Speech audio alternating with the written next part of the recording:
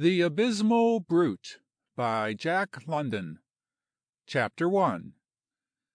Sam Stubener ran through his mail carelessly and rapidly. As became a manager of prize fighters, he was accustomed to a various and bizarre correspondence. Every crank, sport, near sport, and reformer seemed to have ideas to impart to him. From dire threats against his life to milder threats, such as pushing in the front of his face; from rabbit-foot fetishes to lucky horseshoes; from dinky jerk-water bids to the $250,000 offers of irresponsible nobodies, he knew the whole run of the surprise portion of his mail. In his time, having received a razor-strop made from the skin of a lynched negro, and a finger, withered and sun-dried, cut from the body of a white man found in Death Valley, he was of the opinion that never again would the postman bring him anything that could startle him. But this morning he opened a letter that he read a second time, put away in his pocket, and took out for a third reading. It was postmarked from some unheard-of post-office in Siskiyou County, and it ran: "Dear Sam, you don't know me, except my reputation. You come after my time, and I've been out of the game a long time. But take it from me, I ain't been asleep. I've followed the whole game, and I've followed you, from the time Cal Offman knocked you out to your last handling of Nat Belson. And I take it you're the niftiest thing in the line of managers that ever came down the pike. I got a proposition for you. I got the greatest unknown that ever happened. This ain't con, it's the straight goods. What do you think of a husky that tips the scales at 220 pounds fighting weight, is 22 years old, and can hit a kick twice as hard as my best ever? That's him, my boy, young Pat Glendon. That's the name he'll fight under. I've planned it all out. Now the best thing you can do is hit the first train and come up here. I bred him and I trained him. All that I ever had in my head, I've hammered into his. And maybe you won't believe it, but he's added to it. He's a born fighter. He's a wonder at time and distance. He just knows to the second and the inch, and he don't have to think about it at all. His 6-inch jolt is more the real sleep medicine than the full arm swing of most geezers. Talk about the hope of the white race. This is him. Come and take a peep. When you was managing Jeffries, you was crazy about hunting. Come along, and I'll give you some real hunting and fishing that will make your moving picture winnings look like 30 cents. I'll send young Pat out with you. I ain't able to get around. That's why I'm sending for you. I was going to manage him myself, but it ain't no use. I'm all in and likely to pass out any time. So get a move on. I want you to manage him. There's a fortune in it for both of you, but I want to draw up the contract. Yours truly, Pat Glendon." Stubener was puzzled. It seemed, on the face of it, a joke. The men in a fighting game were notorious jokers, and he tried to discern the fine hand of Corbett or the big friendly paw of Fitzsimmons in the screed before him.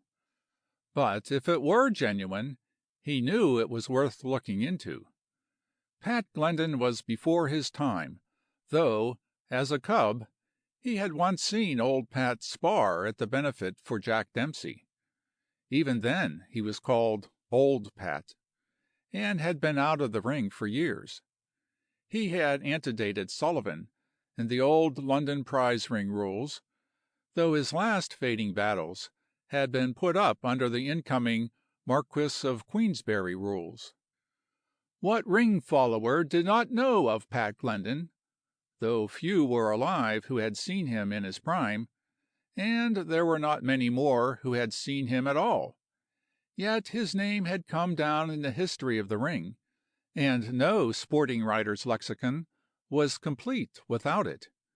His fame was paradoxical. No man was honored higher, and yet he had never attained championship honors. He had been unfortunate, and had been known as the unlucky fighter. 4 times he all but won the heavyweight championship, and each time he had deserved to win it. There was the time on the barge in San Francisco Bay when, at the moment he had the champion going, he snapped his own forearm; and on the island in the Thames, sloshing about in 6 inches of rising tide, he broke a leg at a similar stage in a winning fight. In Texas, too, there was the never-to-be-forgotten day when the police broke in just as he had his man going in all certainty. And finally there was the fight in the Mechanics' Pavilion in San Francisco, when he was secretly jobbed from the first by a gun-fighting bad man of a referee, backed by a small syndicate of bettors. Pat Glendon had had no accidents in that fight, but when he had knocked his man cold, with a right to the jaw and a left to the solar plexus, the referee calmly disqualified him for fouling. Every ringside witness, every sporting expert, and the whole sporting world knew there had been no foul. Yet, like all fighters, Pat Glendon had agreed to abide by the decision of the referee. Pat abided, and accepted it as in keeping with the rest of his bad luck. This was Pat Glendon. What bothered Stubener was whether or not Pat had written the letter. He carried it downtown with him. "What's become of Pat Glendon?" Such was his greeting to all sports that morning. Nobody seemed to know. Some thought he must be dead, but none knew positively. The fight editor of a morning daily looked up the records, and was able to state that his death had not been noted. It was from Tim Donovan that he got a clue. "Sure, and he ain't dead," said Donovan. "How could that be? A man of his make that never boozed or blew himself. He made money, and what's more, he saved it and invested it. Didn't he have 3 saloons at the one time? And wasn't he making slathers of money with them when he sold out?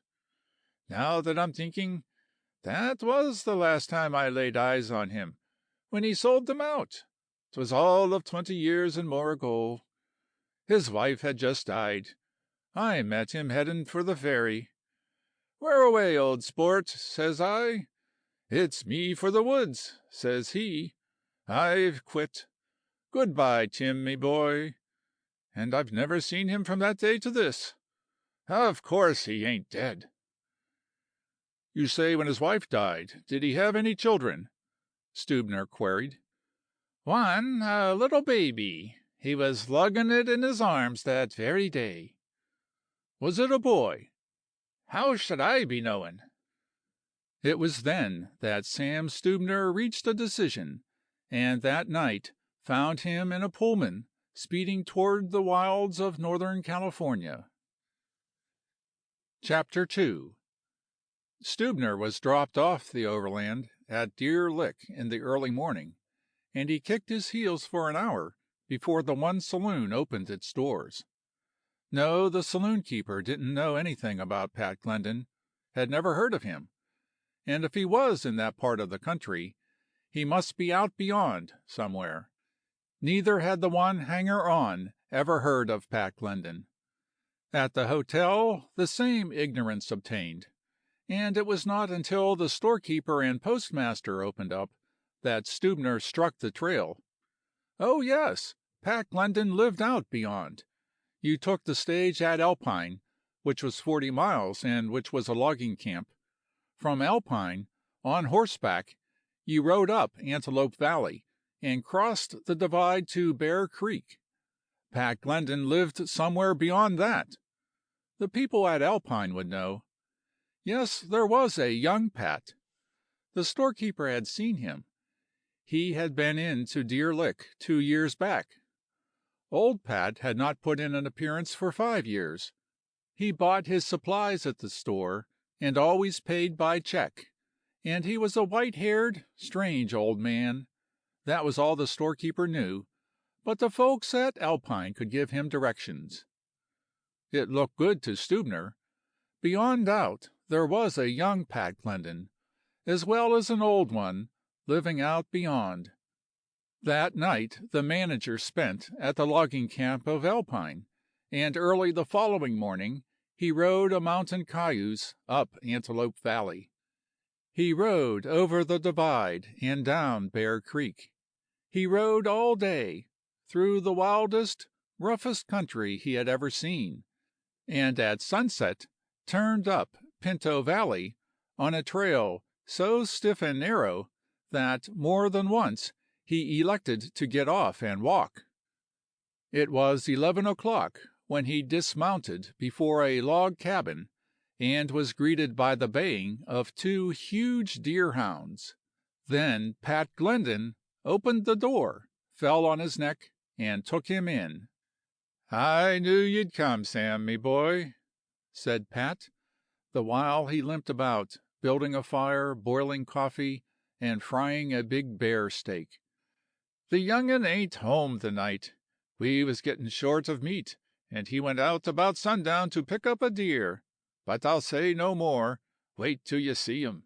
He'll be home in the morn, and then you can try him out. There's the gloves. But wait till you see him. As for me, I'm finished.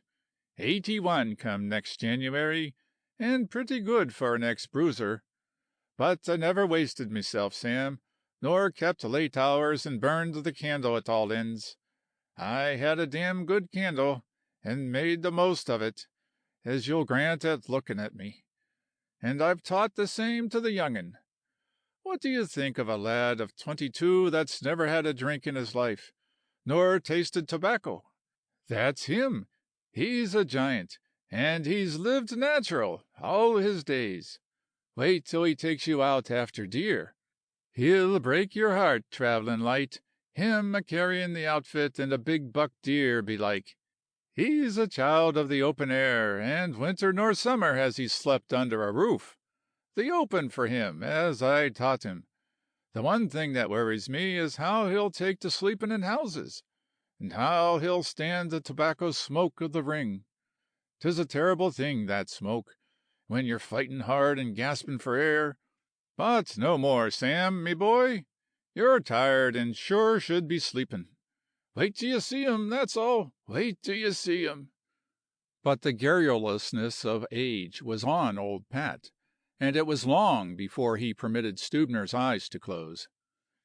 "He can run a deer down with his own legs, that young'un," he broke out again.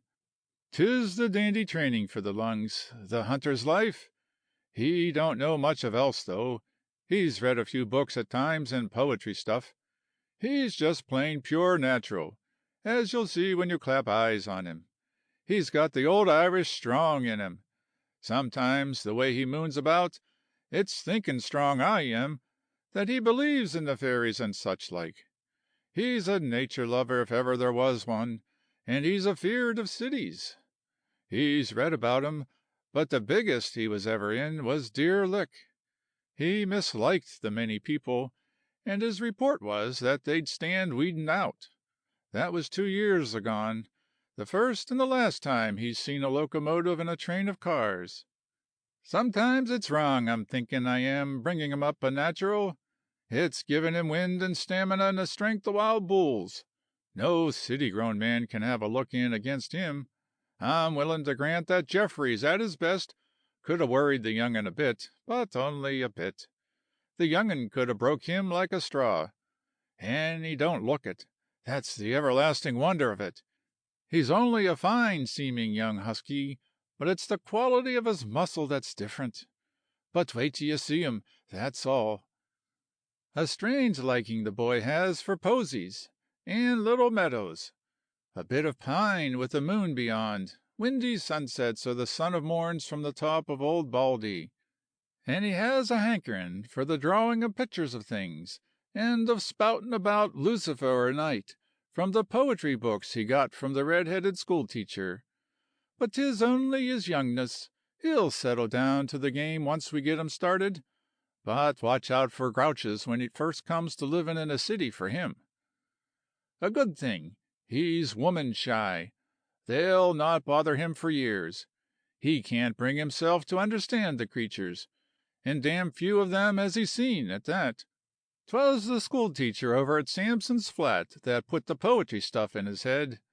She was clean daffy over the young'un, and he never a knowin'. A warm-haired girl she was, not a mountain girl, but from down in the flatlands, and as time went by she was fair desperate, and the way she went after him was shameless. And what do you think the boy did when he tumbled to it? He was scared as a jackrabbit. He took blankets and ammunition and hiked for tall timber. Not for a month did I lay eyes on him, and then he sneaked in after dark and was gone in the morn. Nor would he as much as peep at our letters. Burn 'em, he said, and burn 'em I did. Twice she rode over on a cayuse all the way from Sampson's Flat, and I was sorry for the young creature. She was fair hungry for the boy, and she looked it in her face. And at the end of 3 months she gave up school and went back to her own country, and then it was that the boy came home to the shack to live again. Women have been the ruination of many a good fighter, but they won't be of him. He blushes like a girl if anything young in skirts looks at him a second time, or too long the first one. And they all look at him. But when he fights, God, it's the old savage Irish that flares in him and drives the fists of him. Not that he goes off his base. Don't walk away with that. At my best I was never as cool as he. I missed out. 'Twas the wrath of me that brought the accident. But he's an iceberg. He's hot and cold at the one time, a live wire and an ice chest. Stubener was dozing, when the old man's mumble aroused him. He listened drowsily. I made a man of him, by God! I made a man of him, with the 2 fists of him, and the upstanding legs of him, and the straight seeing eyes. And I know the game in my head, and I've kept up with the times and the modern changes. The crouch? Sure, he knows all the styles and economies. He never moves 2 inches when an inch and a half will do the turn. And when he wants, he can spring like a buck kangaroo. In fightin'? Wait till you see. Better than his out fightin'. And he could sure a sparred with Peter Jackson and outfooted Corbett at his best. I tell you I've taught him it all, to the last trick, and he's improved on the teachin'. He's a fair genius at the game, and he's had plenty of husky mountain men to try out on. I gave him the fancy work, and they gave him the sloggin'. Nothing shy or delicate about them. Roaring bulls and big grizzly bears, that's what they are, when it comes to huggin' in a clinch or swingin' rough like in the rushes. And he plays with 'em, man, do you hear me? He plays with 'em, like you and me would play with little puppy dogs. Another time Stubener awoke, to hear the old man mumbling. "'Tis the funny thing, he don't take fightin' seriously. It's that easy to him he thinks it's play. But wait till he's tapped a swift one, that's all wait, and you'll see him throw on the juice in that cold storage plant of his, and turn loose the prettiest scientific wallopin' that ever you laid eyes on." In the shivery gray of mountain dawn, Stubener was routed from his blankets by old Pat. "He's coming up the trail now," was the hoarse whisper. "Out with ye, and take your first peep at the biggest fightin' man the ring has ever seen, or will ever see in 1,000 years again." The manager peered through the open door, rubbing the sleep from his heavy eyes, and saw a young giant walk into the clearing. In one hand was a rifle, across his shoulders a heavy deer, under which he moved as if it were weightless. He was dressed roughly in blue overalls and a woolen shirt open at the throat. Coat he had none, and on his feet instead of brogans, were moccasins. Stubener noted that his walk was smooth and cat-like, without suggestion of his 220 pounds of weight, to which that of the deer was added. The fight manager was impressed from the first glimpse. Formidable the young fellow certainly was, but the manager sensed the strangeness and unusualness of him. He was a new type, something different from the run of fighters. He seemed a creature of the wild, more a night-roaming figure from some old fairy story or folk tale than a 20th-century youth. A thing Stubener quickly discovered was that young Pat was not much of a talker. He acknowledged old Pat's introduction with a grip of the hand, but without speech, and silently set to work at building the fire and getting breakfast. To his father's direct questions he answered in monosyllables, as, for instance, when asked where he had picked up the deer. "South Fork," was all he vouchsafed. 11 miles across the mountains," the old man exposited pridefully to Stubener, "and a trail that'd break your heart."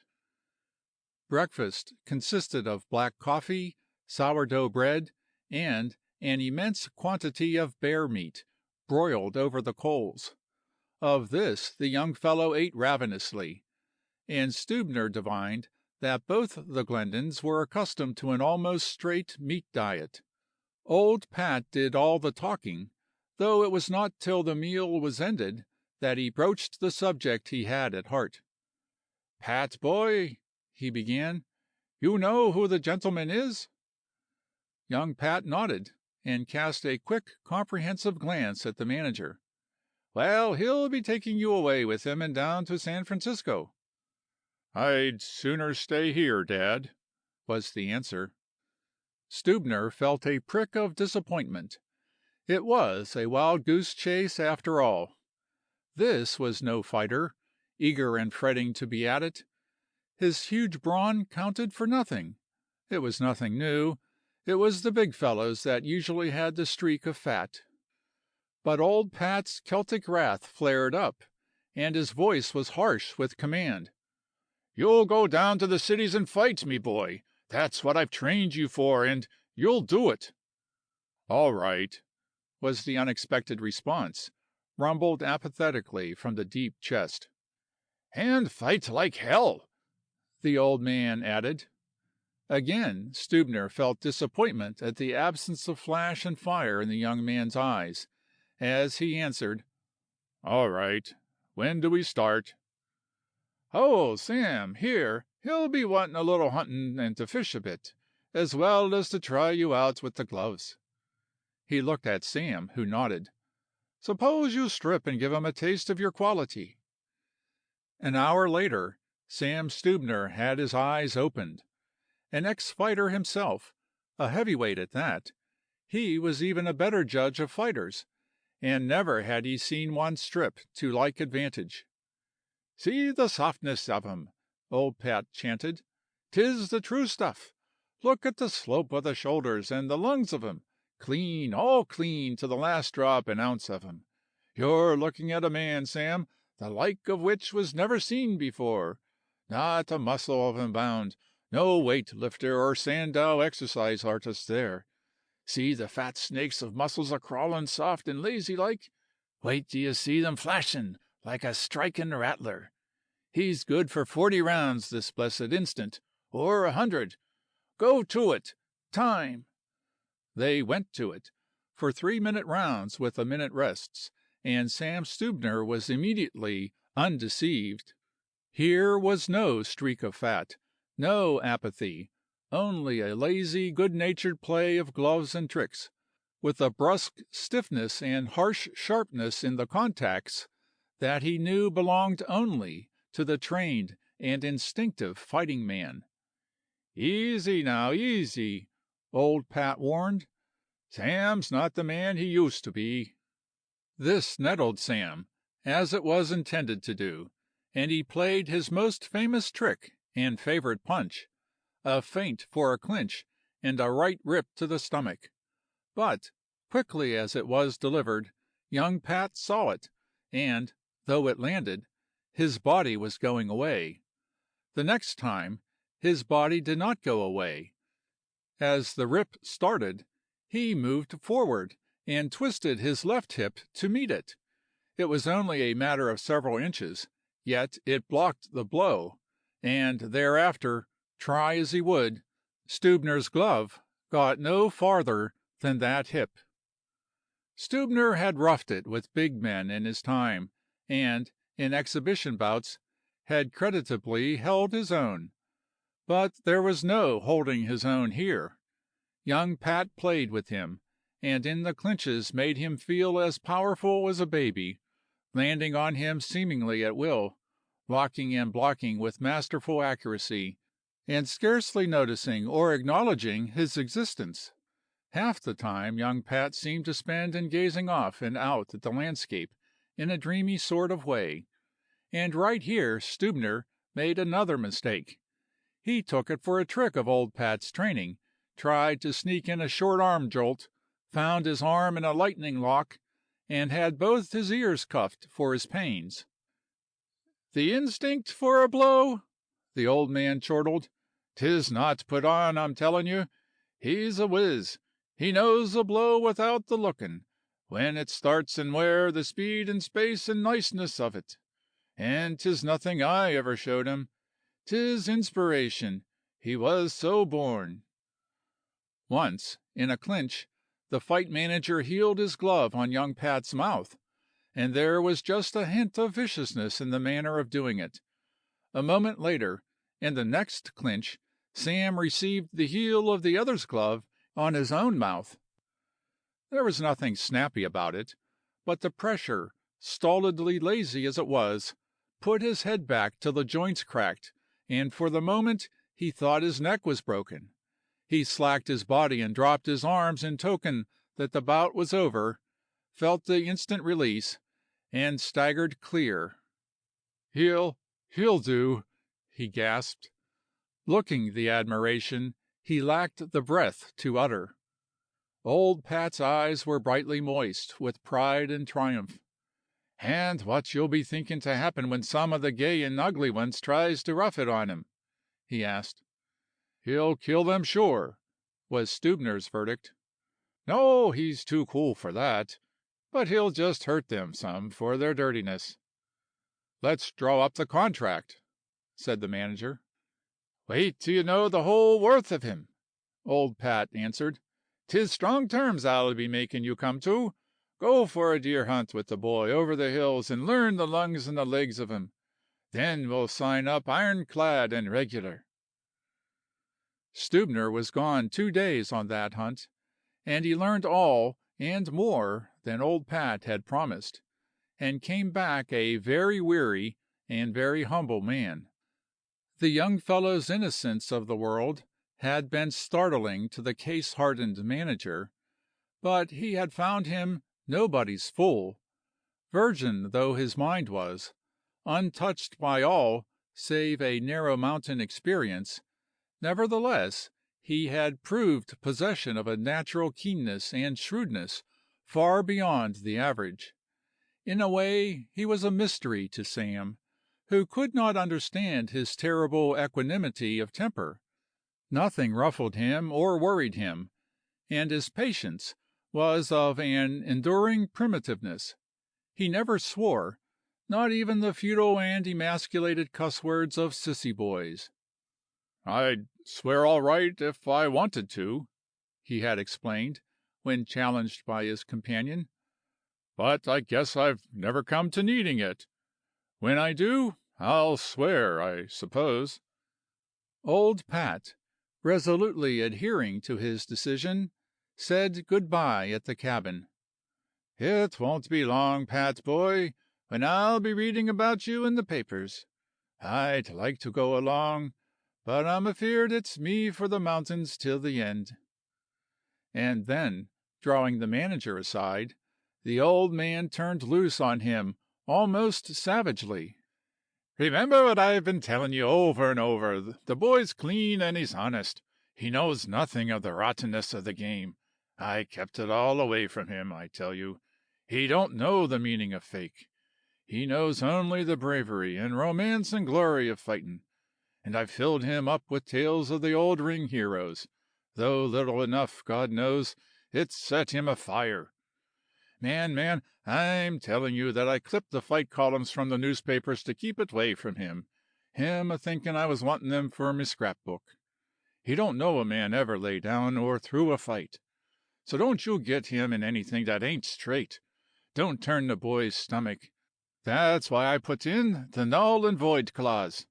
The first rottenness, and the contract's broke of itself. No snide division of stake money, no secret arrangements with the moving picture men for guaranteed distance. There's slathers of money for the both of you. But play it square, or you lose. Understand? And whatever you'll be doing, watch out for the women," was old Pat's parting admonishment, young Pat astride his horse, and reining in dutifully to hear. "Women is death and damnation, remember that. But when you do find the one, the only one, hang on to her. She'll be worth more than glory and money. But first be sure, and when you're sure, don't let her slip through your fingers. Grab her with the two hands of you, and hang on if all the world goes to smash and smithereens. Pat, boy, a good woman is a good woman. 'Tis the first word and the last." End of chapters 1 and 2.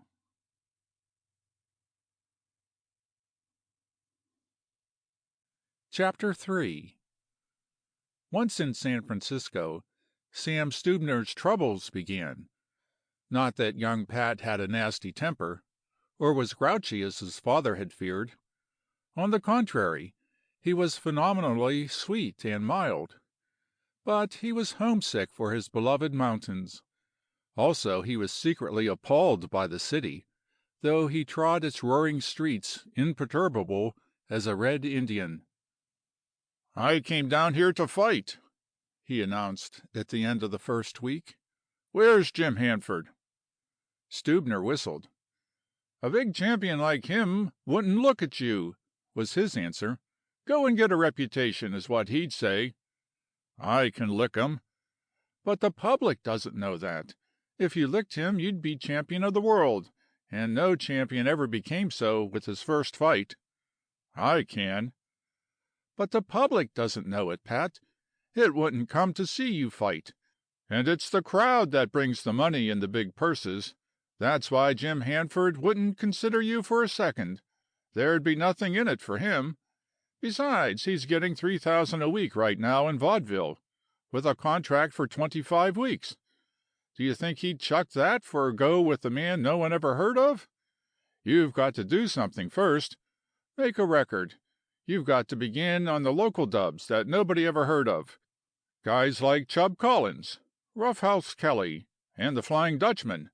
When you've put them away, you're only started on the first round of the ladder, but after that you'll go up like a balloon.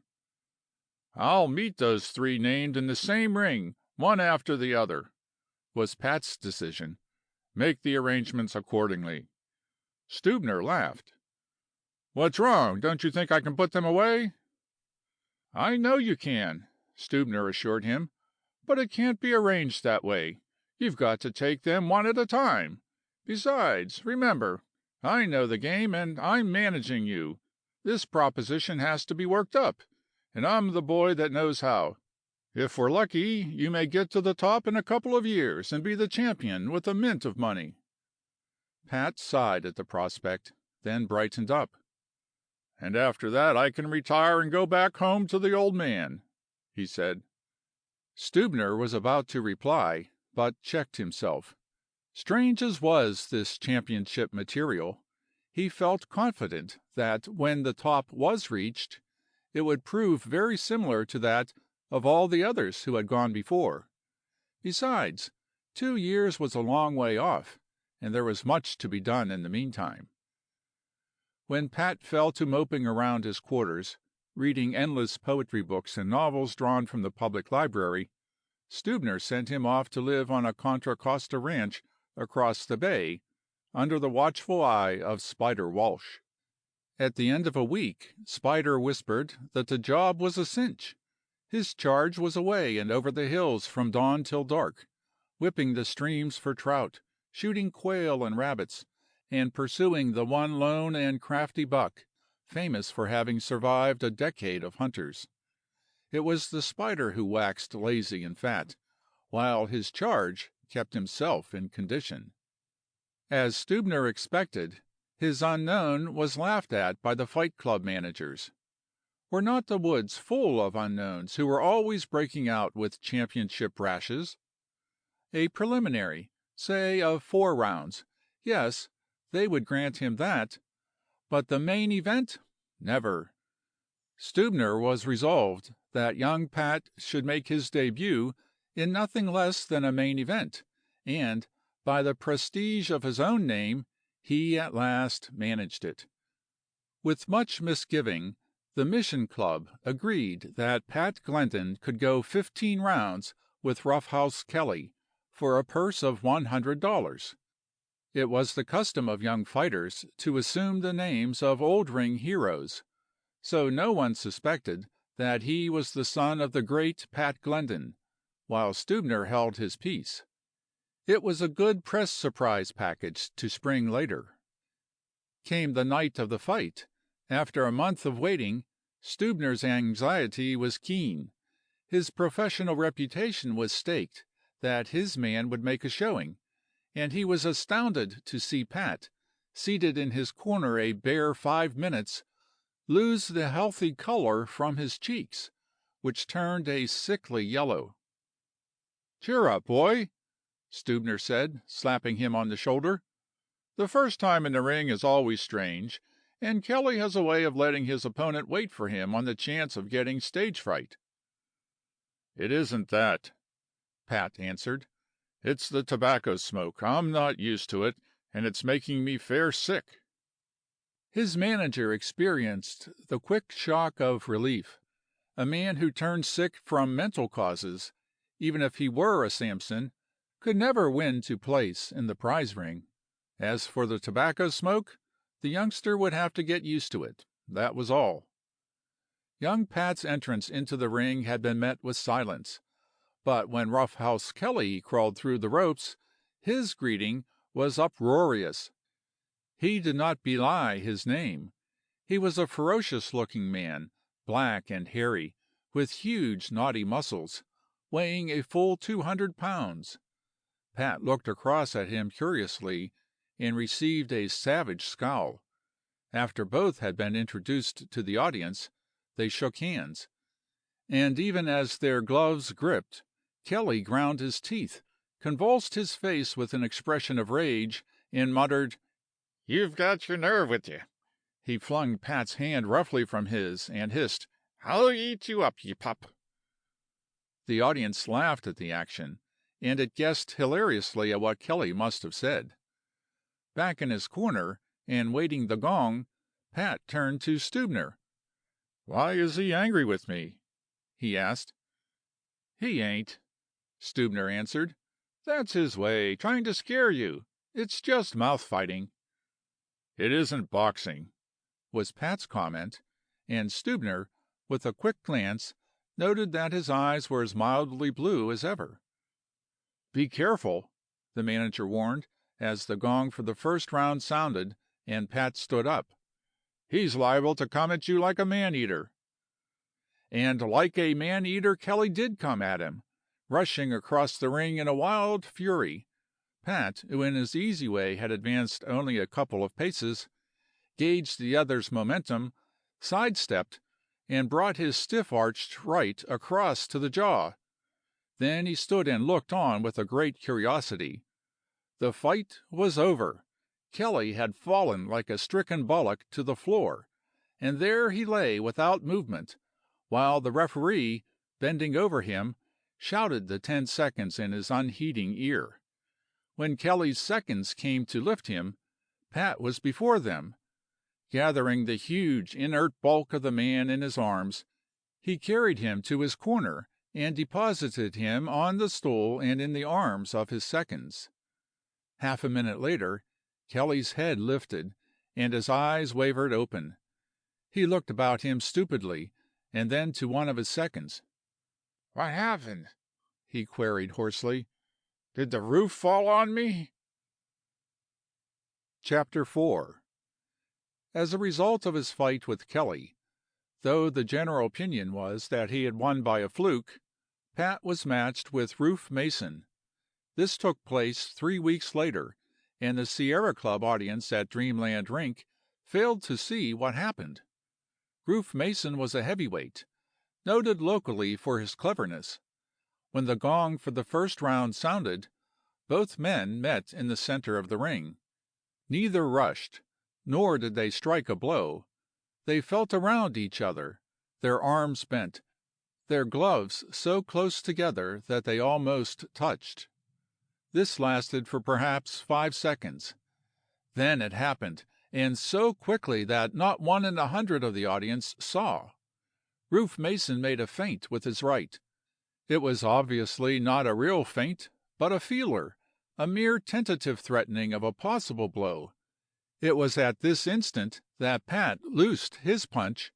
So close were they that the distance the blow traveled was a scant 8 inches. It was a short arm left jolt, and it was accomplished by a twist of the left forearm and a thrust of the shoulder. It landed flush on the point of the chin, and the astounded audience saw Rufe Mason's legs crumple under him as his body sank to the floor. But the referee had seen, and he promptly proceeded to count him out. Again Pat carried his opponent to his corner, and it was 10 minutes before Rufe Mason, supported by his seconds, with sagging knees and rolling, glassy eyes, was able to move down the aisle through the stupefied and incredulous audience on the way to his dressing room. No wonder, he told a reporter, that Roughhouse Kelly thought the roof hit him.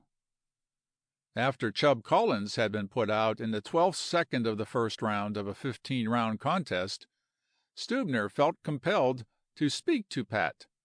"Do you know what they're calling you now?" he asked. Pat shook his head. "One Punch Glendon." Pat smiled politely. He was little interested in what he was called. He had certain work cut out which he must do ere he could win back to his mountains, and he was phlegmatically doing it. That was all. "It won't do," his manager continued, with an ominous shake of the head. "You can't go on putting your men out so quickly. You must give them more time." "I'm here to fight, ain't I?" Pat demanded in surprise. Again Stubener shook his head. "It's this way, Pat. You've got to be big and generous in the fighting game. Don't get all the other fighters sore. And it's not fair to the audience. They want to run for their money. Besides, no one will fight you. They'll all be scared out. And you can't draw crowds with 10-second fights. I leave it to you. Would you pay $1 or $5 to see a 10-second fight?" Pat was convinced, and he promised to give future audiences the requisite run for their money, though he stated, personally, he preferred going fishing to witnessing 100 rounds of fighting. And still, Pat had got practically nowhere in the game. The local sports laughed when his name was mentioned. It called to mind funny fights and Roughhouse Kelly's remark about the roof. Nobody knew how Pat could fight. They had never seen him. Where was his wind, his stamina, his ability to mix it with rough customers through long grueling contests? He had demonstrated nothing but the possession of a lucky punch and a depressing proclivity for flukes. So it was that his fourth match was arranged with Pete Sasso, a Portuguese fighter from Butchertown, known only for the amazing tricks he played in the ring. Pat did not train for the fight. Instead, he made a flying and sorrowful trip to the mountains to bury his father. Old Pat had known well the condition of his heart, and it had stopped suddenly on him.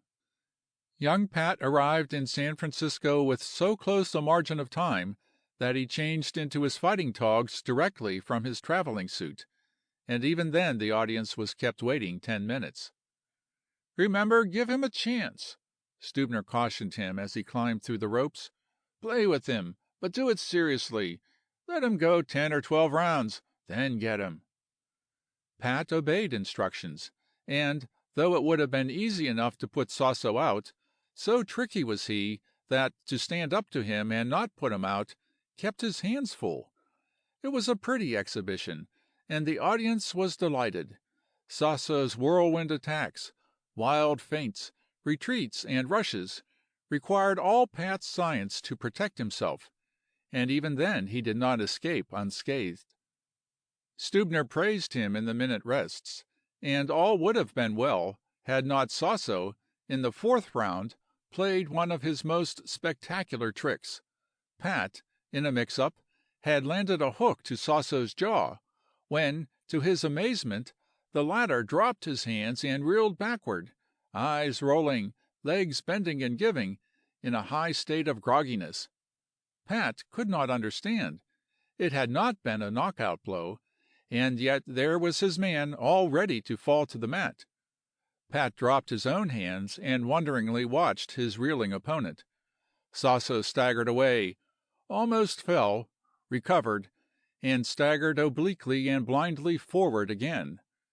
For the first and the last time in his fighting career, Pat was caught off his guard.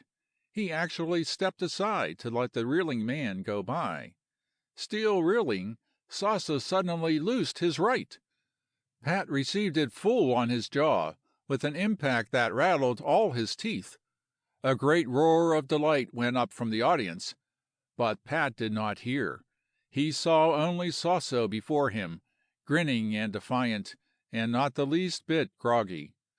Pat was hurt by the blow, but vastly more outraged by the trick.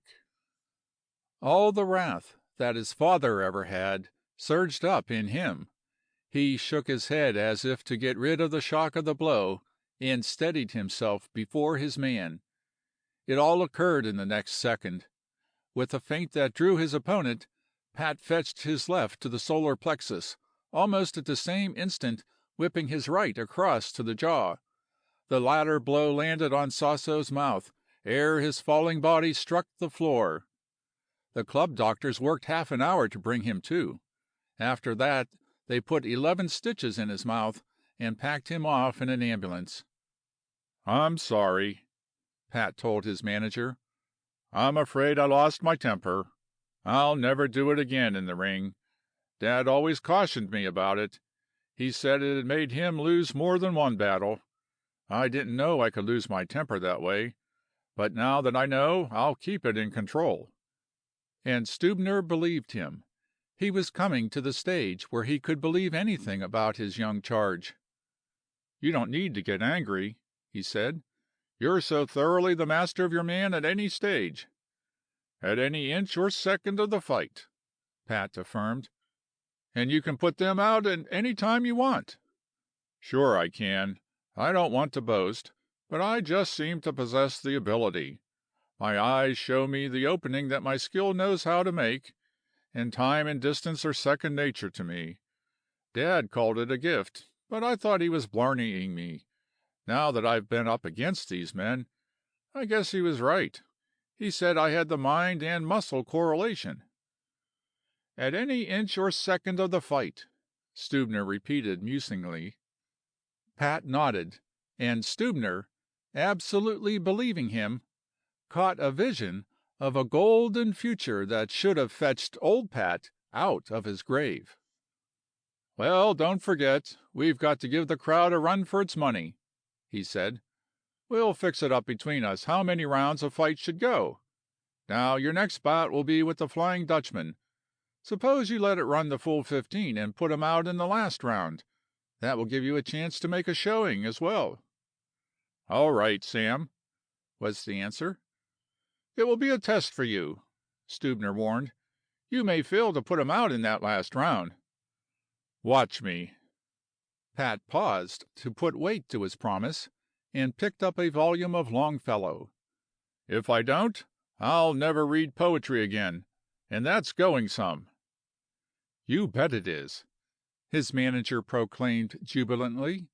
though what you see in such stuff is beyond me." Pat sighed, but did not reply. In all his life he had found but one person who cared for poetry, and that had been the red-haired schoolteacher who scared him off into the woods. Chapter 5. "Where are you going?" Stubener demanded in surprise, looking at his watch. Pat, with his hand on the doorknob, paused and turned around. "To the Academy of Sciences," he said. "There's a professor who's going to give a lecture there on Browning tonight, and Browning is the sort of writer you need assistance with. Sometimes I think I ought to go to night school." "But great Scott, man!" exclaimed the horrified manager. "You're on with the Flying Dutchman tonight." "I know it, but I won't enter the ring a moment before 9:30 or 9:45. The lecture will be over at 9:15. If you want to make sure, come around and pick me up in your machine." Stubener shrugged his shoulders helplessly. "You've got no kick coming," Pat assured him. "Dad used to tell me a man's worst time was in the hours just before a fight, and that many a fight was lost by a man's breaking down right there, with nothing to do but think and be anxious. Well, you'll never need to worry about me that way. You ought to be glad I can go off to a lecture." And later that night, in the course of watching 15 splendid rounds, Stubener chuckled to himself more than once at the idea of what that audience of sports would think, did it know that this magnificent young prize-fighter had come to the ring directly from a Browning lecture. The Flying Dutchman was a young Swede who possessed an unwonted willingness to fight, and who was blessed with phenomenal endurance. He never rested, was always on the offensive, and rushed and fought from gong to gong. In the outfighting, his arms whirled about like flails. In the infighting, he was forever shouldering or half wrestling and starting blows whenever he could get a hand free. From start to finish he was a whirlwind, hence his name. His failing was his lack of judgment in time and distance. Nevertheless, he had won many fights by virtue of landing one in each dozen or so of the unending fusillades of punches he delivered. Pat, with strong upon him the caution that he must not put his opponent out, was kept busy, nor, though he escaped vital damage, could he avoid entirely those eternal flying gloves. But it was good training, and in a mild way he enjoyed the contest. "Could you get him now?"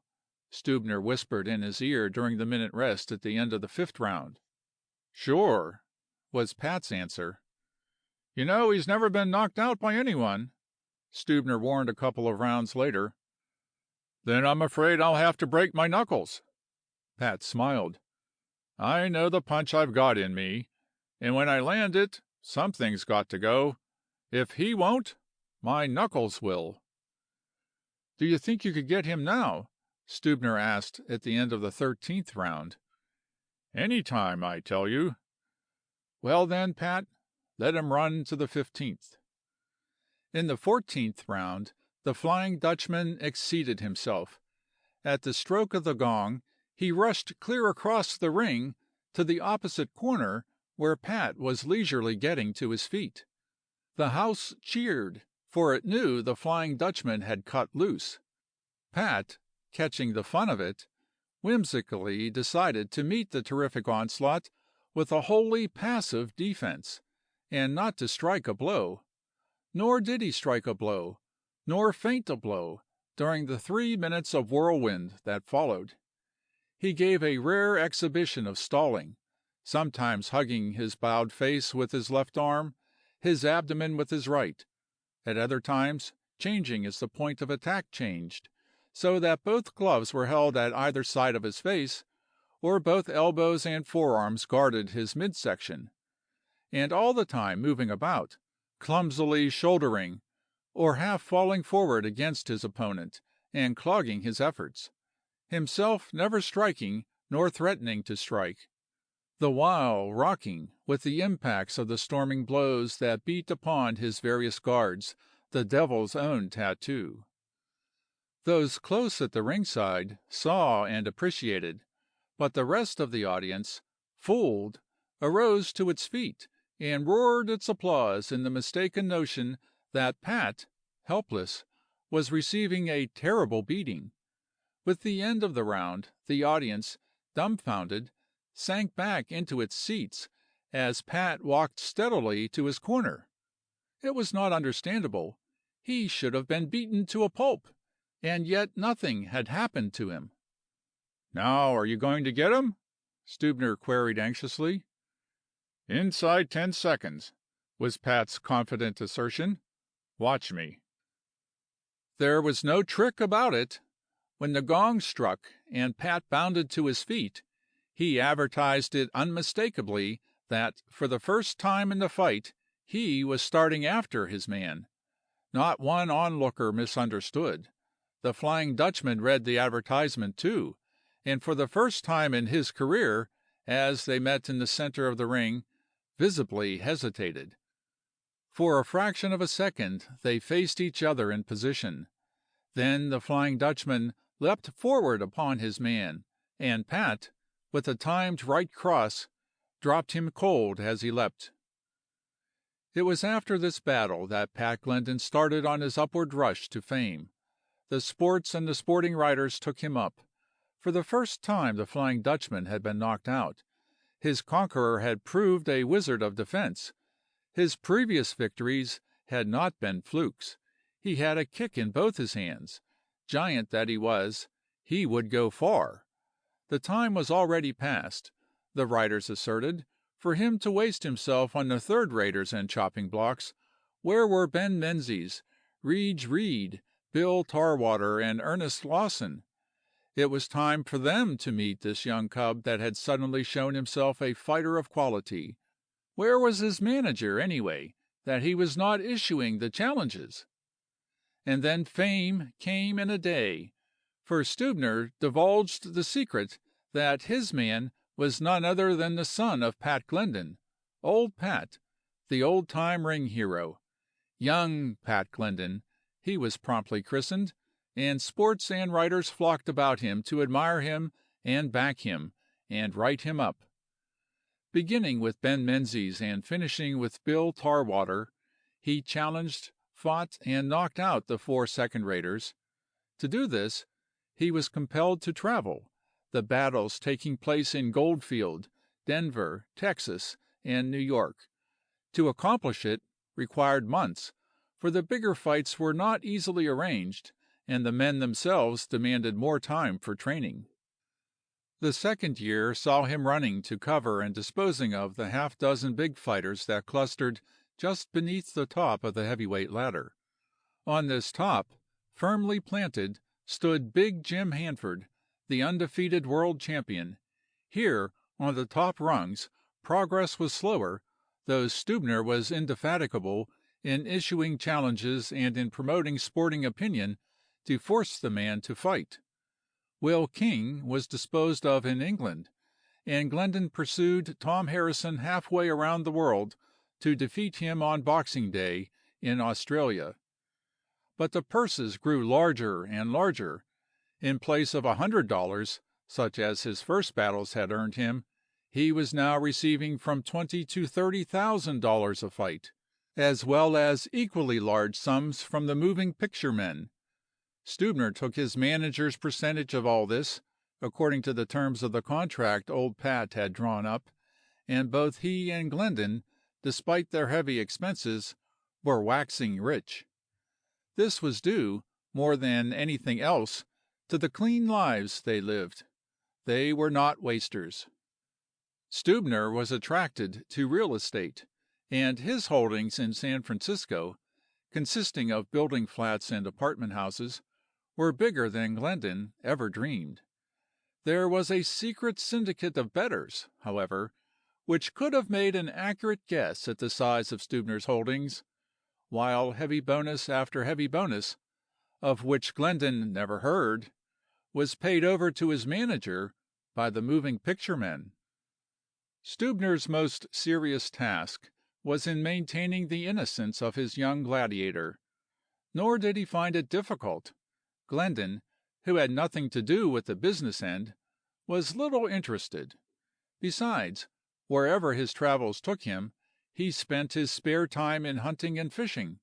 He rarely mingled with those of the sporting world, was notoriously shy and secluded, and preferred art galleries and books of verse to sporting gossip. Also, his trainers and sparring partners were rigorously instructed by the manager to keep their tongues away from the slightest hints of ring rottenness. In every way, Stubener intervened between Glendon and the world.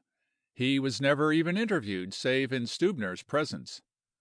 Only once was Glendon approached.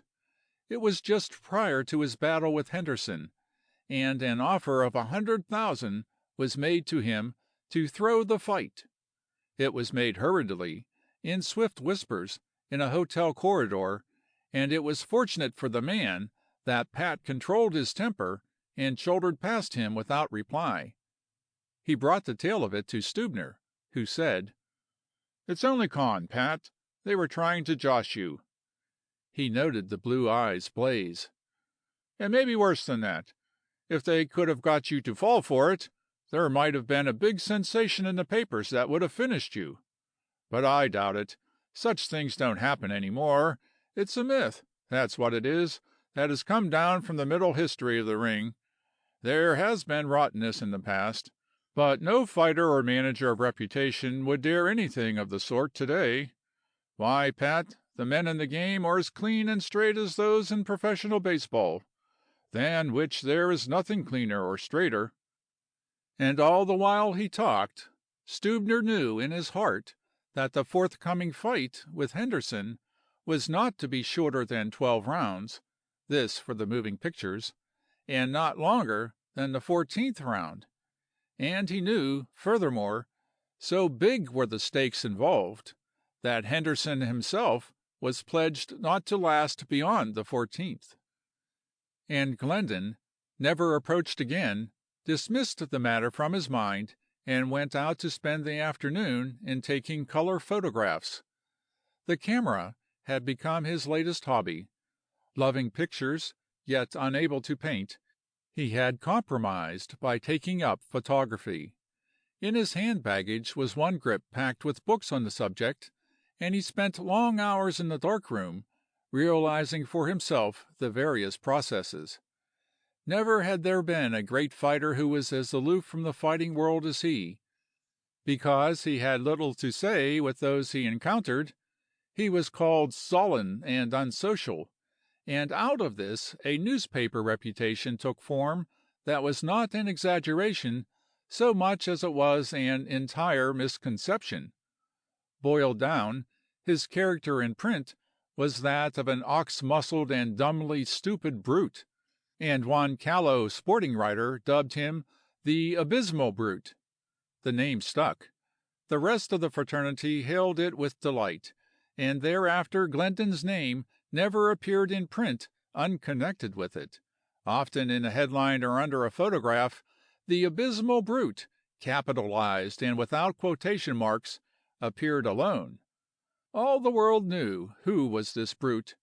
This made him draw into himself closer than ever, while it developed a bitter prejudice against newspaper folk.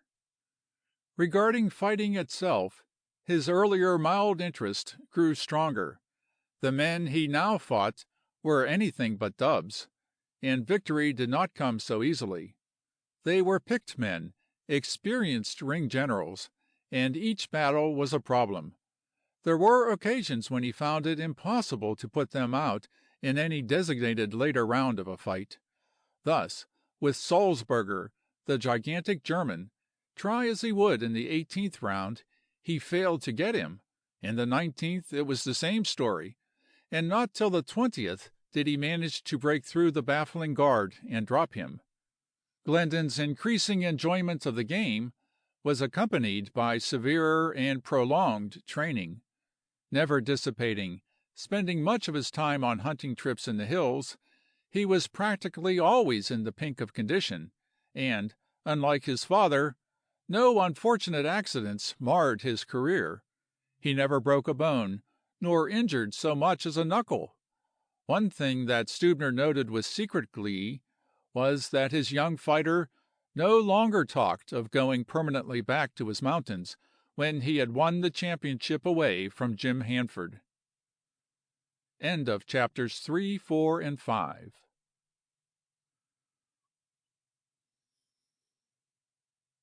Chapter 6. The consummation of his career was rapidly approaching. The great champion had even publicly intimated his readiness to take on Glendon as soon as the latter had disposed of the 3 or 4 aspirants for the championship who intervened. In 6 months, Pat managed to put away Kid McGrath and Philadelphia Jack McBride, and there remained only Nat Powers and Tom Canham.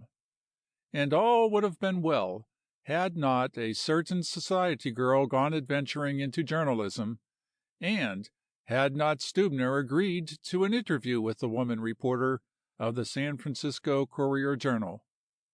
Her work was always published over the name of Maud Sangster, which, by the way, was her own name.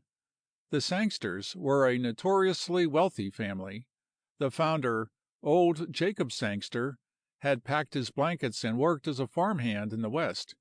He had discovered an inexhaustible borax deposit in Nevada, and, from hauling it out by mule teams, had built a railroad to do the freighting.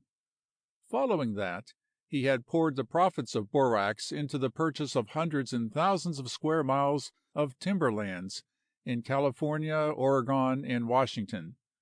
Still later, he had combined politics with business, bought statesmen, judges, and machines, and become a captain of complicated industry. And after that he had died, full of honor and pessimism, leaving his name a muddy blot for future historians to smudge, and also leaving a matter of a couple of hundreds of millions for his 4 sons to squabble over.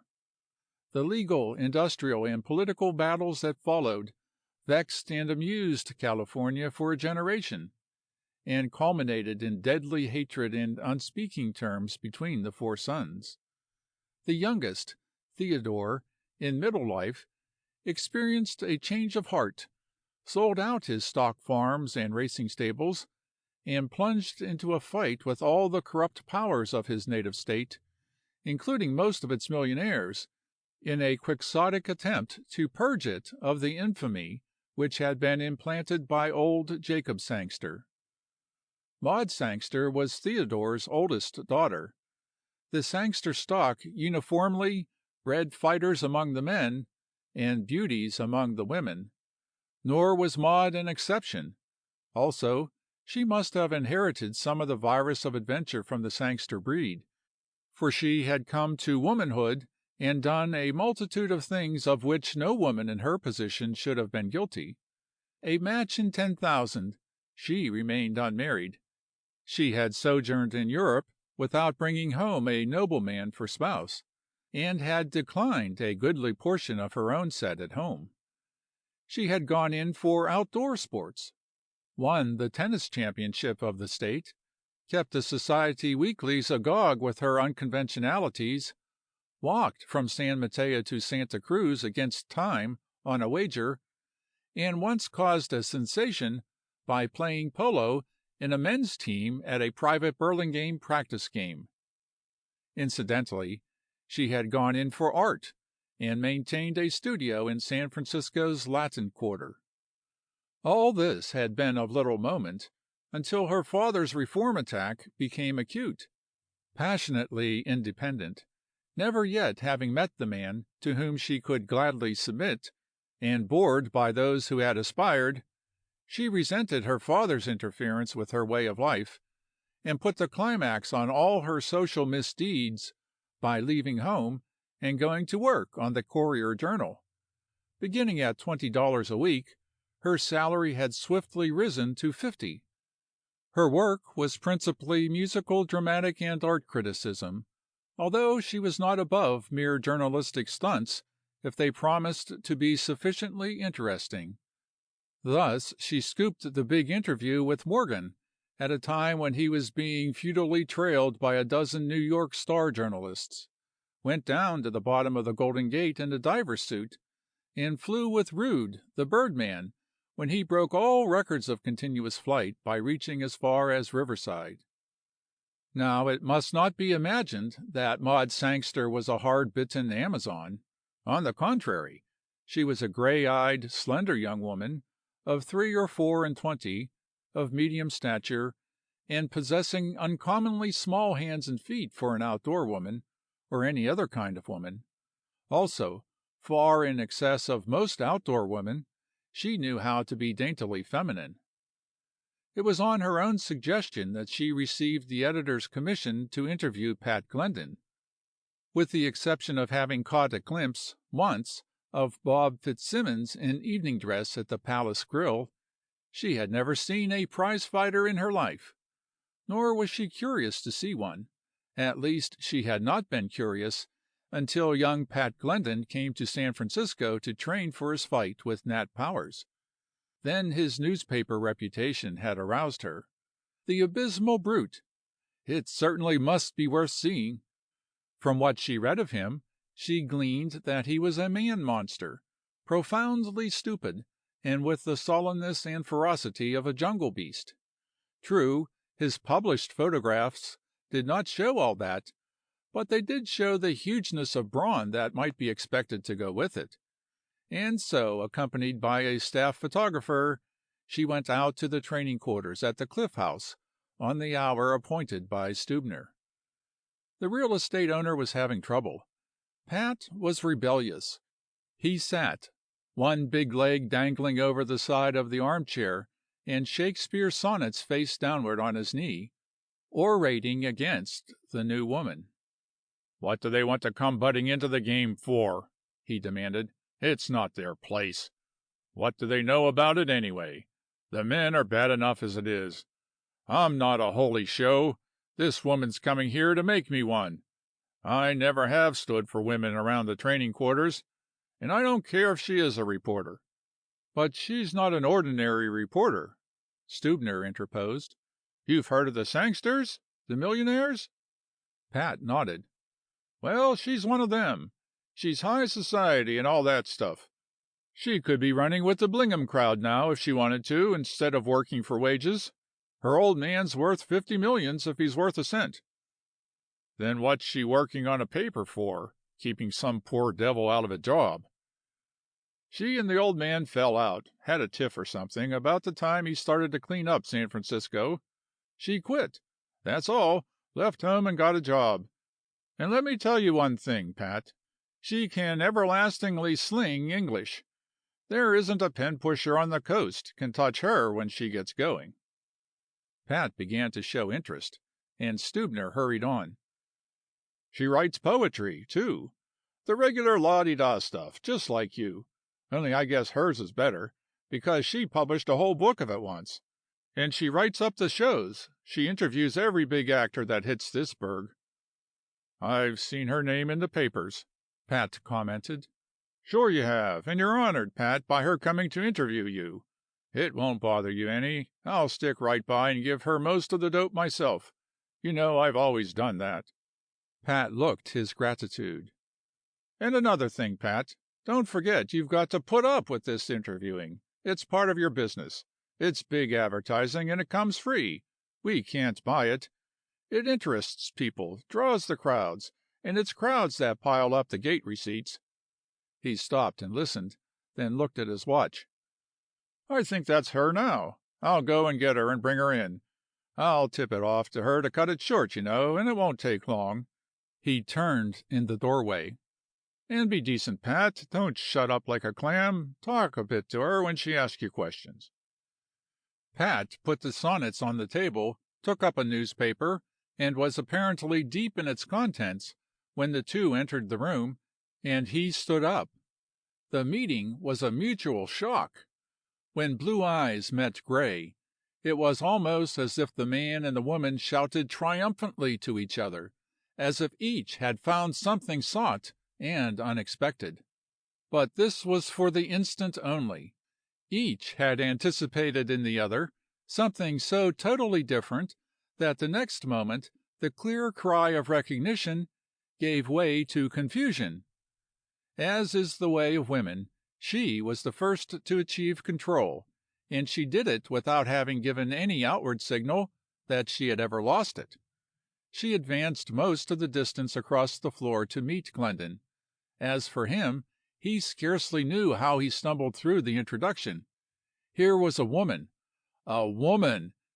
He had not known that such a creature could exist. The few women he had noticed had never prefigured this.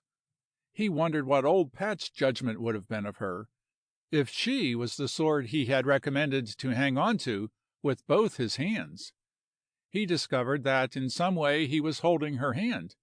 He looked at it, curious and fascinated, marveling at its fragility. She, on the other hand, had proceeded to obliterate the echoes of that first clear call. It had been a peculiar experience, that was all, this sudden outrush of her toward this strange man. For was not he the abysmal brute of the prize ring, the great, fighting, stupid bulk of a male animal who hammered up his fellow males in the same stupid order? She smiled at the way he continued to hold her hand. "I'll have it back, please, Mr. Glendon," she said. I really need it, you know." He looked at her blankly, followed her gaze to her imprisoned hand, and dropped it in a rush of awkwardness that sent the blood in a manifest blush to his face. She noted the blush, and the thought came to her that he did not seem quite the uncouth brute she had pictured. She could not conceive of a brute blushing at anything, and also she found herself pleased with the fact that he lacked the easy glibness to murmur an apology. But the way he devoured her with his eyes was disconcerting.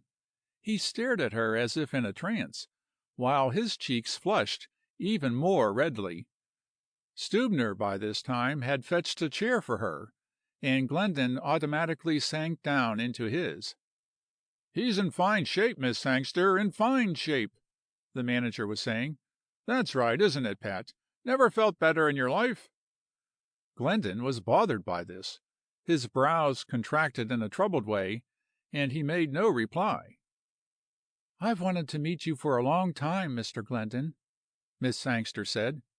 "I never interviewed a pugilist before, so if I don't go about it expertly, you'll forgive me, I'm sure." "Maybe you'd better start in by seeing him in action," was the manager's suggestion. "While he's getting into his fighting togs, I can tell you a lot about him. Fresh stuff, too. We'll call in Walsh, Pat, and go a couple of rounds." "We'll do nothing of the sort," Glendon growled roughly, in just the way an abysmal brute should. "Go ahead with the interview." The business went ahead unsatisfactorily. Stubener did most of the talking and suggesting, which was sufficient to irritate Maud Sangster, while Pat volunteered nothing. She studied his fine countenance, the eyes clear blue and wide apart, the well-modeled, almost aquiline nose, the firm, chaste lips that were sweet in a masculine way in their curl at the corners, and that gave no hint of any sullenness. It was a baffling personality, she concluded, if what the papers said of him was so. In vain she sought for earmarks of the brute, and in vain she attempted to establish contacts. For one thing, she knew too little about prize fighters and the ring, and whenever she opened up a lead, it was promptly snatched away by the information oozing Stubener. "It must be most interesting, this life of a pugilist," she said once, adding with a sigh, "I wish I knew more about it. Tell me, why do you fight? Oh, aside from money reasons." This latter to forestall Stubener. "Do you enjoy fighting? Are you stirred by it, by pitting yourself against other men?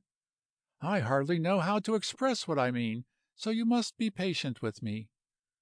Pat and Stubener began speaking together, but for once Pat bore his manager down. "I didn't care for it at first. You see, it was too dead easy for him," Stubener interrupted. "But later," Pat went on, "when I encountered the better fighters, the real big clever ones, where I was more—" "On your mettle?" she suggested. Yes, that's it, more on my mettle. I found I did care for it. A great deal, in fact. But still, it's not so absorbing to me as it might be. You see, while each battle is a sort of a problem which I must work out with my wits and muscle, yet to me the issue is never in doubt. He's never had a fight go to a decision, Stubener proclaimed. He's won every battle by the knockout route. And it's this certainty of the outcome that robs it of what I imagine must be its finest thrills, Pat concluded. Maybe you'll get some of them thrills when you go up against Jim Hanford, said the manager. Pat smiled, but did not speak. Tell me some more, she urged. More about the way you feel when you are fighting. And then Pat amazed his manager, Miss Sangster, and himself by blurting out, It seems to me I don't want to talk with you on such things. It's as if there are things more important for you and me to talk about. He stopped abruptly, aware of what he was saying, but unaware of why he was saying it. Yes, she cried eagerly, that's it. This is what makes a good interview, the real personality, you know. But Pat remained tongue-tied, and Stubener wandered away on a statistical comparison of his champion's weights, measurements, and expansions with those of Sandow, the terrible Turk, Jeffries, and the other modern strong men. This was of little interest to Maud Sangster, and she showed that she was bored. Her eyes chanced to rest on the sonnets. She picked the book up and glanced inquiringly at Stubener. That's Pat's, he said. He goes in for that kind of stuff, and color photography, and art exhibits, and such things. But for heaven's sakes, don't publish anything about it. It would ruin his reputation. She looked accusingly at Glendon, who immediately became awkward. To her it was delicious, a shy young man with the body of a giant, who was one of the kings of bruisers, and who read poetry and went to art exhibits and experimented with color photography. Of a surety there was no abysmal brute here. His very shyness, she divined now, was due to sensitiveness and not stupidity. Shakespeare's sonnets! This was a phase that would bear investigation. But Stubener stole the opportunity away and was back chanting his everlasting statistics. A few minutes later, and most unwittingly, she opened up the biggest lead of all. That first sharp attraction toward him had begun to stir again after the discovery of the sonnets. The magnificent frame of his, the handsome face, the chaste lips, the clear-looking eyes, the fine forehead which the short crop of blond hair did not hide, the aura of physical well-being and cleanness which he seemed to emanate, all this, and more that she sensed, drew her as she had never been drawn by any man, and yet, through her mind kept running the nasty rumors that she had heard only the day before at the Courier-Journal office. You were right, she said. There is something more important to talk about. There is something in my mind I want you to reconcile for me. Do you mind? Pat shook his head. If I am frank, abominably frank, I've heard that men, sometimes, talking of particular fights and of the betting odds, and, while I gave no heed to it at the time, it seemed to me it was firmly agreed that there was a great deal of trickery and cheating connected with the sport. Now, when I look at you, for instance, I find it hard to understand how you can be a party to such cheating. I can understand your liking the sport for a sport, as well as for the money it brings you, but I can't understand. There's nothing to understand, Stubener broke in, while Pat's lips were wreathed in a gentle, tolerant smile. It's all fairy tales, this talk about faking, about fixed fights, and all that rot. There's nothing to it, Miss Sangster, I assure you. And now let me tell you about how I discovered Mr. Glendon. It was a letter I got from his father. But Maud Sangster refused to be sidetracked, and addressed herself to Pat. Listen, I remember one case particularly. It was some fight that took place several months ago. I forget the contestants. One of the editors of the Courier Journal told me he intended to make a good winning. He didn't hope, he said he intended. He said he was on the inside, and was betting on the number of rounds. He told me the fight would end in the 19th. This was the night before, and the next day he triumphantly called my attention to the fact that it had ended in that very round. I didn't think anything of it one way or the other. I was not interested in prize fighting then, but I am now. At the time it seemed quite in accord with the vague conception I had about fighting. So you see, it isn't all fairy tales, is it? I know that fight, Glendon said. It was Owen and Mergweather, and it did end in the 19th round, Sam, and she said she heard that round named the day before. How do you account for it, Sam? How do you account for a man picking a lucky lottery ticket? The manager evaded, while getting his wits together to answer. That's the very point. Men who study form and condition and seconds and rules and such things often pick the number of rounds, just as men have been known to pick 100-to-1 shots in the races. And don't forget one thing. For every man that wins, there's another that loses. There's another that didn't pick right. Miss Sangster, I assure you, on my honor, that faking and fixing in the fight game is non-existent. What's your opinion, Mr. Glendon? She asked. The same as mine. Stubener snatched the answer. He knows what I say is true, every word of it. He's never fought anything but a straight fight in his life. Isn't that right, Pat? Yes, it's right, Pat affirmed, and the peculiar thing to Maud Sangster was that she was convinced he spoke the truth. She brushed her forehead with her hand, as if to rid herself of the bepuzzlement that clouded her brain. Listen, she said. Last night the same editor told me that your forthcoming fight was arranged to the very round in which it would end. Stubener was verging on a panic, but Pat's speech saved him from replying. Then the editor lies. Pat's voice boomed now for the first time. He did not lie before about that other fight, she challenged. What round did he say my fight with Nat Powers would end in? Before she could answer, the manager was into the thick of it. Oh, rats, Pat, he cried. Shut up. It's only the regular run of ring rumors. Let's get on with this interview. He was ignored by Glendon, whose eyes, bent on hers, were no longer mildly blue, but harsh and imperative. She was sure now that she had stumbled on something tremendous, something that would explain all that had baffled her. At the same time, she thrilled to the mastery of his voice and gaze. Here was a male man who would take hold of life and shake out of it what he wanted. What round did the editor say? Glendon reiterated his demand. For the love of Mike, Pat, stop this foolishness, Stubener broke in. I wish you would give me a chance to answer, Maud Sangster said. I guess I'm able to talk with Miss Sangster, Glendon added. You get out, Sam. Go off and take care of that photographer. They looked at each other for a tense, silent moment. Then the manager moved slowly to the door, opened it, and turned his head to listen. And now what round did he say? I hope I haven't made a mistake, she said tremulously, but I am very sure that he said the 16th round. She saw surprise and anger leap into Glendon's face, and the anger and accusation in the glance he cast at his manager, and she knew the blow had driven home. And there was reason for his anger.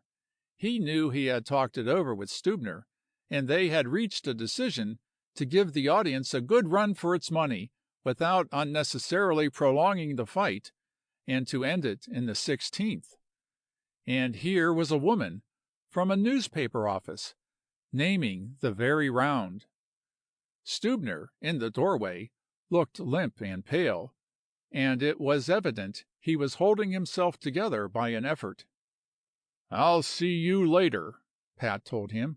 Shut the door behind you. The door closed, and the two were left alone. Glendon did not speak. The expression on his face was frankly one of trouble and perplexity. "Well?" she asked. He got up and towered above her, then sat down again, moistening his lips with his tongue.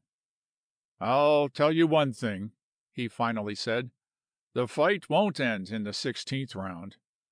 She did not speak, but her unconvinced and quizzical smile hurt him.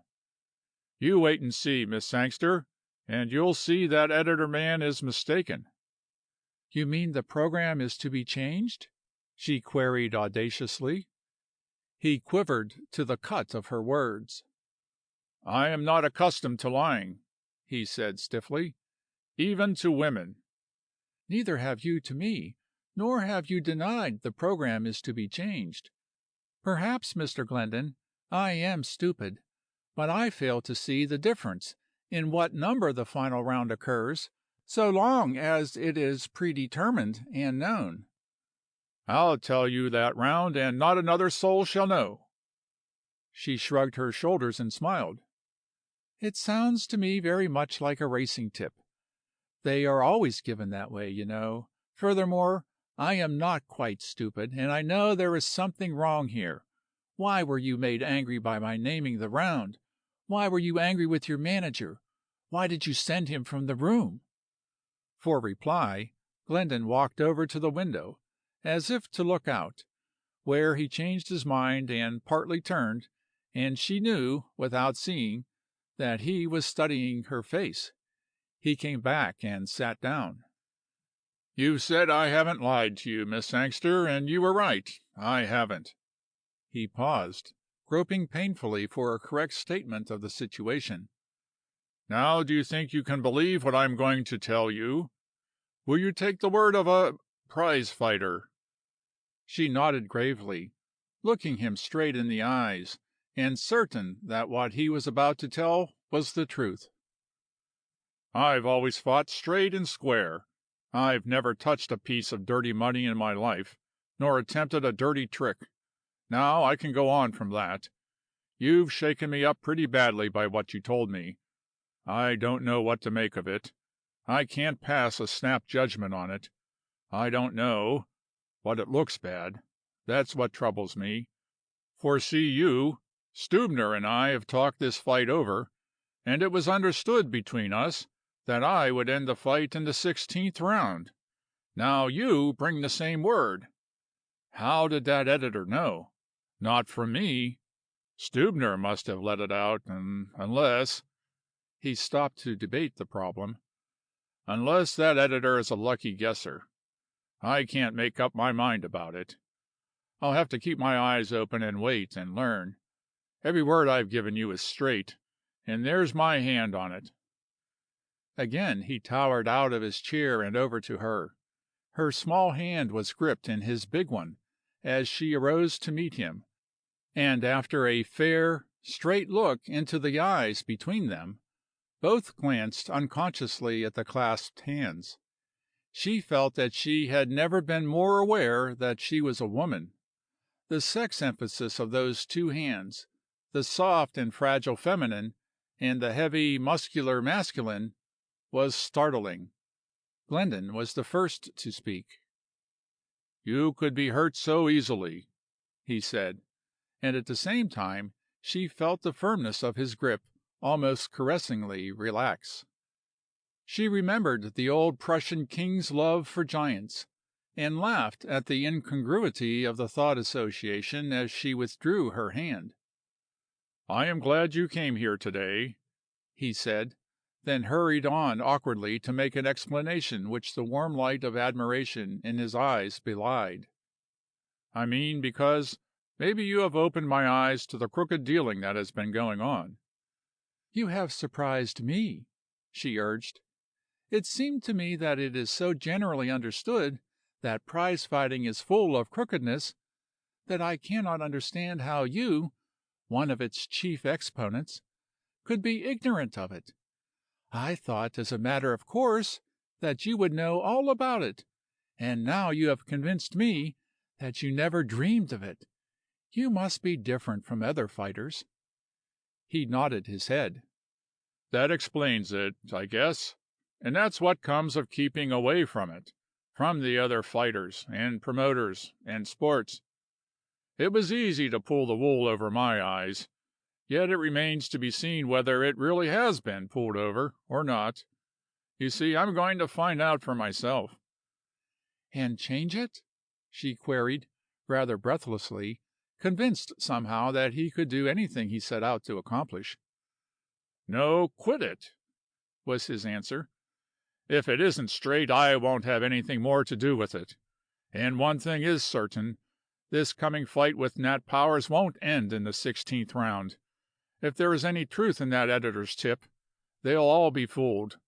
Instead of putting him out in the 16th, I'll let the fight run on into the 20s. You wait and see." "And I'm not to tell the editor?" She was on her feet now, preparing to go. "Certainly not. If he is only guessing, let him take his chances. And if there's anything rotten about it, he deserves to lose all he bets. This is to be a little secret between you and me. I'll tell you what I'll do. I'll name the round to you. It won't run into the 20s. I'll stop Nat Powers in the 18th." "And I'll not whisper it," she assured him. "I'd like to ask you a favor," he said tentatively. "Maybe it's a big favor." She showed her acquiescence in her face, as if it were already granted, and he went on. "Of course, I know you won't use this faking in the interview, but I want more than that. I don't want you to publish anything at all." She gave him a quick look with her searching gray eyes, then surprised herself by her answer. "Certainly," she said. "It will not be published. I won't write a line of it." "I knew it," he said simply. For the moment she was disappointed by the lack of thanks, and the next moment she was glad that he had not thanked her.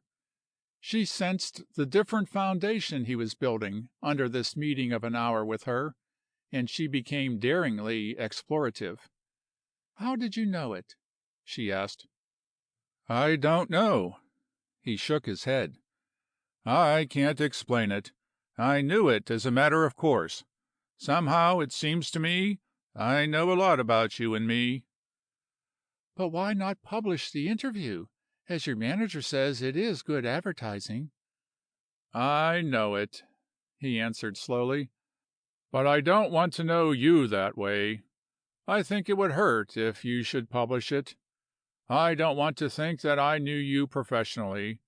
I'd like to remember our talk here as a talk between a man and a woman. I don't know whether you understand what I'm driving at, but it's the way I feel.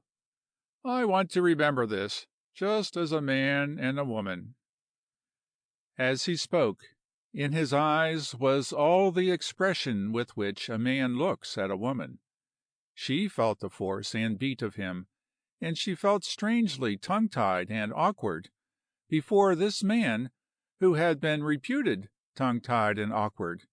He could certainly talk straighter to the point and more convincingly than most men, and what struck her most forcibly was her own inborn certainty that it was mere naive and simple frankness on his part, and not a practiced artfulness. He saw her into her machine, and gave her another thrill when he said good-bye. Once again their hands were clasped, as he said, "Some day I'll see you again. I want to see you again. Somehow, I have a feeling that the last word has not been said between us." As the machine rolled away, she was aware of a similar feeling. She had not seen the last of this very disquieting Pat Glendon, king of the bruisers and abysmal brute. Back in the training quarters, Glendon encountered his perturbed manager. "What did you fire me out for?" Stubener demanded. "We're finished. A hell of a mess you've made. You've never stood for meeting a reporter alone before, and now you'll see when that interview comes out." Glendon, who had been regarding him with cool amusement, made as if to turn and pass on, and then changed his mind. "It won't come out," he said. Stubener looked up sharply. "I ask her not to," Glendon explained. Then Stubener exploded, "As if she'd kill a juicy thing like that!" Glendon became very cold, and his voice was harsh and grating. "It won't be published. She told me so, and to doubt it is to call her a liar." The Irish flame was in his eyes, and by that, and by the unconscious clenching of his passion-wrought hands, Stubener, who knew the strength of them, and of the man he faced, no longer dared to doubt. Chapter 7. It did not take Stubener long to find out that Glendon intended extending the distance of the fight, though try as he would, he could get no hint of the number of the round. He wasted no time, however, and privily clinched certain arrangements with Nat Powers and Nat Powers's manager.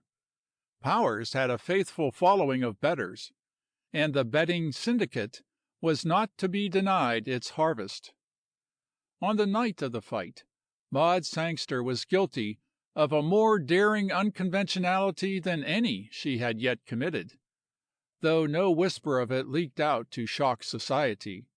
Under the protection of the editor, she occupied a ringside seat. Her hair and most of her face were hidden under a slouch hat, while she wore a man's long overcoat that fell to her heels.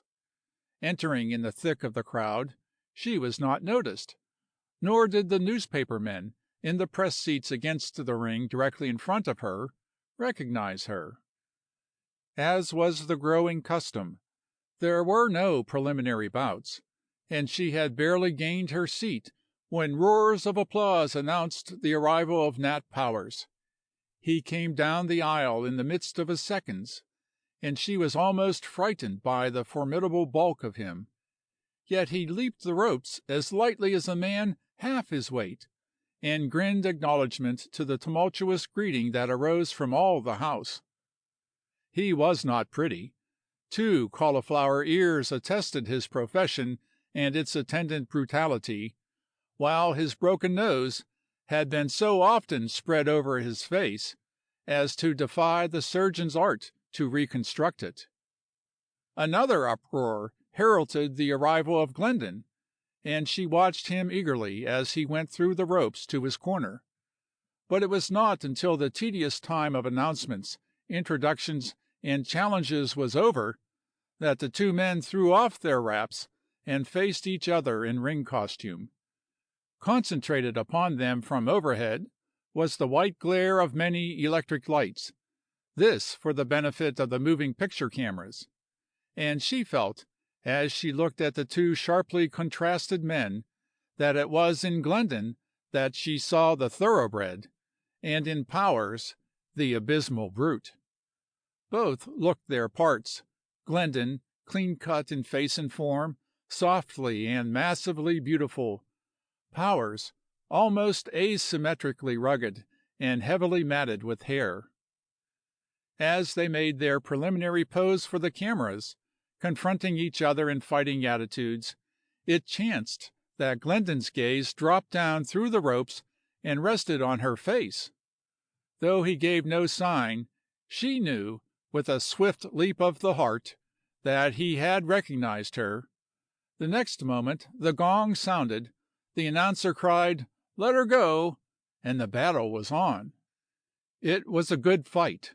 There was no blood, no marring, and both were clever. Half of the first round was spent in feeling each other out, but Maud Sangster found the play and feint and tap of the gloves sufficiently exciting. During some of the fiercer rallies in later stages of the fight, the editor was compelled to touch her arm to remind her who she was and where she was. Powers fought easily and cleanly, as became the hero of 100 ring battles, and an admiring claque applauded his every cleverness. Yet he did not unduly exert himself, save in occasional strenuous rallies that brought the audience yelling to its feet in the mistaken notion that he was getting his man.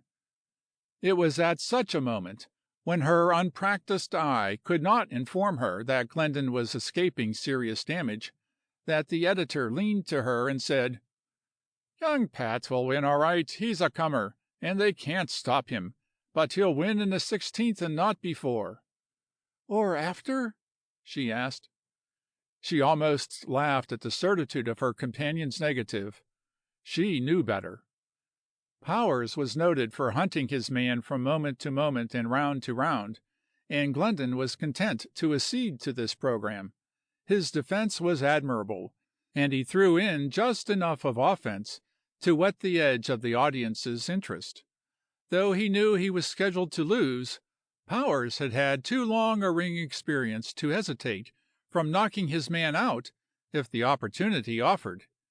He had had the double cross worked too often on him to be chary in working it on others. If he got his chance, he was prepared to knock his man out and let the syndicate go hang. Thanks to clever press publicity, the idea was prevalent that at last young Glendon had met his master. In his heart, Powers, however, knew that it was himself who had encountered the better man. More than once, in the faster infighting, he received the weight of punches that he knew had been deliberately made no heavier. On Glendon's part, there were times and times when a slip or error of judgment could have exposed him to one of his antagonist's sledge-hammer blows and lost him the fight. Yet his was that almost miraculous power of accurate timing and distancing, and his confidence was not shaken by the several close shaves he experienced. He had never lost a fight, never been knocked down, and he had always been so thoroughly the master of the man he faced that such a possibility was unthinkable. At the end of the 15th round, both men were in good condition, though Powers was breathing a trifle heavily, and there were men in the ringside seats offering odds that he would blow up. It was just before the gong for the 16th round struck that Stubener, leaning in over Glendon from behind in his corner, whispered, "Are you going to get him now?" Glendon, with a back toss of his head, shook it and laughed mockingly up into his manager's anxious face. With the stroke of the gong for the 16th round, Glendon was surprised to see Powers cut loose. From the first second it was a tornado of fighting, and Glendon was hard put to escape serious damage. He blocked, clinched, ducked, sidestepped, was rushed backward against the ropes, and was met by fresh rushes when he surged out to center. Several times Powers left inviting openings, but Glendon refused to loose the lightning bolt of a blow that would drop his man. He was reserving that blow for 2 rounds later. Not in the whole fight had he ever exerted his full strength, nor struck with the force that was in him. For 2 minutes, without the slightest let-up, Powers went at him, hammer and tongs. In another minute the round would be over and the betting syndicate hard hit. But that minute was not to be. They had just come together in the center of the ring. It was as ordinary a clinch as any in the fight, save that Powers was struggling and roughing it every instant. Glendon whipped his left over in a crisp but easy jolt to the side of the face. It was like any of a score of similar jolts he had already delivered in the course of the fight. To his amazement, he felt Powers go limp in his arms and begin sinking to the floor on sagging, spraddling legs that refused to bear his weight. He struck the floor with a thump, rolled half over on his side, and lay with closed eyes and motionless. The referee, bending over him, was shouting the count. At the cry of 9, Powers quivered as if making a vain effort to rise. 10 and out, cried the referee. He caught Glendon's hand and raised it aloft to the roaring audience in token that he was the winner. For the first time in the ring, Glendon was dazed. It had not been a knockout blow. He could stake his life on that. It had not been to the jaw, but to the side of the face, and he knew it had gone there and nowhere else. Yet the man was out, had been counted out, and he had faked it beautifully. That final thump on the floor had been a convincing masterpiece. To the audience it was indubitably a knockout, and the moving picture machines would perpetuate the lie. The editor had called the turn after all, and a crooked turn it was. Glendon shot a swift glance through the ropes to the face of Maud Sangster.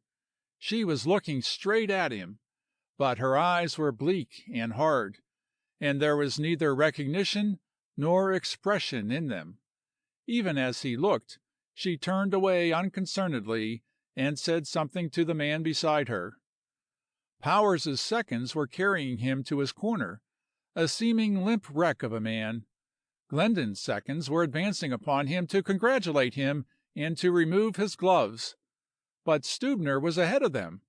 His face was beaming as he caught Glendon's right glove in both his hands and cried, "Good boy, Pat! I knew you'd do it!"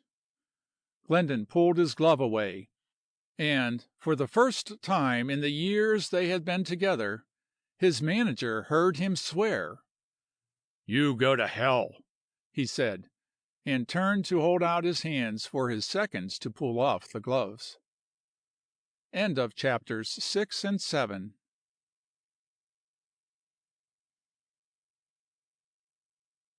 Chapter 8. That night, after receiving the editor's final dictum that there was not a square fighter in the game, Maud Sangster cried quietly for a moment on the edge of her bed, grew angry, and went to sleep hugely disgusted with herself, prize fighters, and the world in general. The next afternoon she began work on an interview with Henry Addison that was destined never to be finished. It was in the private room that was accorded her at the Courier-Journal office that the thing happened. She had paused in her writing to glance at a headline in the afternoon paper, announcing that Glendon was matched with Tom Canham, when one of the door boys brought in a card. It was Glendon's. "Tell him I can't be seen," she told the boy. In a minute he was back. He says he's coming in anyway, but he'd rather have your permission." "Did you tell him I was busy?" she asked. "Yes'm, but he said he was coming just the same." She made no answer, and the boy, his eyes shining with admiration for the importunate visitor, rattled on. "I know him. He's an awful big guy. If he started roughhousing he could clean the whole office out. He's young Glendon, who won the fight last night." "Very well, then. Bring him in. We don't want the office cleaned out, you know." No greetings were exchanged when Glendon entered. She was as cold and inhospitable as a gray day, and neither invited him to a chair nor recognized him with her eyes. Sitting half turned away from him at her desk, and waiting for him to state his business. He gave no sign of how this cavalier treatment affected him, but plunged directly into his subject. "I want to talk to you," he said shortly. "That fight? It did end in that round." She shrugged her shoulders. "I knew it would." "You didn't," he retorted. "You didn't. I didn't." She turned and looked at him with quiet affectation of boredom. "What is the use?" she asked. "Prize fighting is prize fighting, and we all know what it means. The fight did end in the round I told you it would." "It did," he agreed, "but you didn't know it would. In all the world you and I were at least two that knew Powers wouldn't be knocked out in the 16th." She remained silent. "I say you knew he wouldn't." He spoke peremptorily, and, when she still declined to speak, stepped nearer to her. "Answer me," he commanded. She nodded her head. "But he was," she insisted. "He wasn't. He wasn't knocked out at all. Do you get that? I'm going to tell you about it, and you are going to listen. I didn't lie to you. Do you get that? I didn't lie to you. I was a fool, and they fooled me, and you along with me. You thought you saw him knocked out, yet the blow I struck was not heavy enough. It didn't hit him in the right place, either. He made believe it did. He faked that knockout." He paused and looked at her expectantly, and somehow, with a leap and thrill, she knew that she believed him, and she felt pervaded by a warm happiness at the reinstatement of this man who meant nothing to her and whom she had seen but twice in her life. "Well?" he demanded, and she thrilled anew at the compellingness of him. She stood up, and her hand went out to his. "I believe you," she said, "and I am glad, most glad." It was a longer grip than she had anticipated. He looked at her with eyes that burned, and to which her own unconsciously answered back. Never was there such a man, was her thought. Her eyes dropped first, and his followed, so that, as before, both gazed at the clasped hands. He made a movement of his whole body toward her, impulsive and involuntary, as if to gather her to him, then checked himself abruptly, with an unmistakable effort. She saw it, and felt the pull of his hand as it started to draw her to him, and, to her amazement, she felt the desire to yield, the desire almost overwhelmingly to be drawn into the strong circle of those arms. And had he compelled, she knew that she would not have refrained. She was almost dizzy, when he checked himself, and, with a closing of his fingers that half crushed hers, dropped her hand, almost flung it from him. "God," he breathed, "you are made for me." He turned partly away from her, sweeping his hand to his forehead. She knew she would hate him forever if he dared one stammered word of apology or explanation, but he seemed to have the way always of doing the right thing where she was concerned. She sank into her chair, and he into another, first drawing it around so as to face her across the corner of the desk. "I spent last night in a Turkish bath," he said. "I sent for an old broken-down bruiser. He was a friend of my father in the old days. I knew there couldn't be a thing about the ring he didn't know, and I made him talk. The funny thing was that it was all I could do to convince him that I didn't know the things I asked him about. He called me the babe in the woods. I guess he was right. I was raised in the woods, and woods is about all I know. Well, I received an education from that old man last night. The ring is rottener than you told me. It seems everybody connected with it is crooked. The very supervisors that grant the fight permits graft off of the promoters, and the promoters, managers, and fighters graft off of each other and off the public. It's down to a system, in one way, and on the other hand, they're always. Do you know what the double cross is?" She nodded. "Well, they don't seem to miss a chance to give each other the double cross. The stuff that old man told me took my breath away, and here I have been in the thick of it for several years and knew nothing of it. I was a real babe in the woods, and yet I can see how I've been fooled. I was so made that nobody could stop me. I was bound to win, and, thanks to Stubener, everything crooked was kept away from me.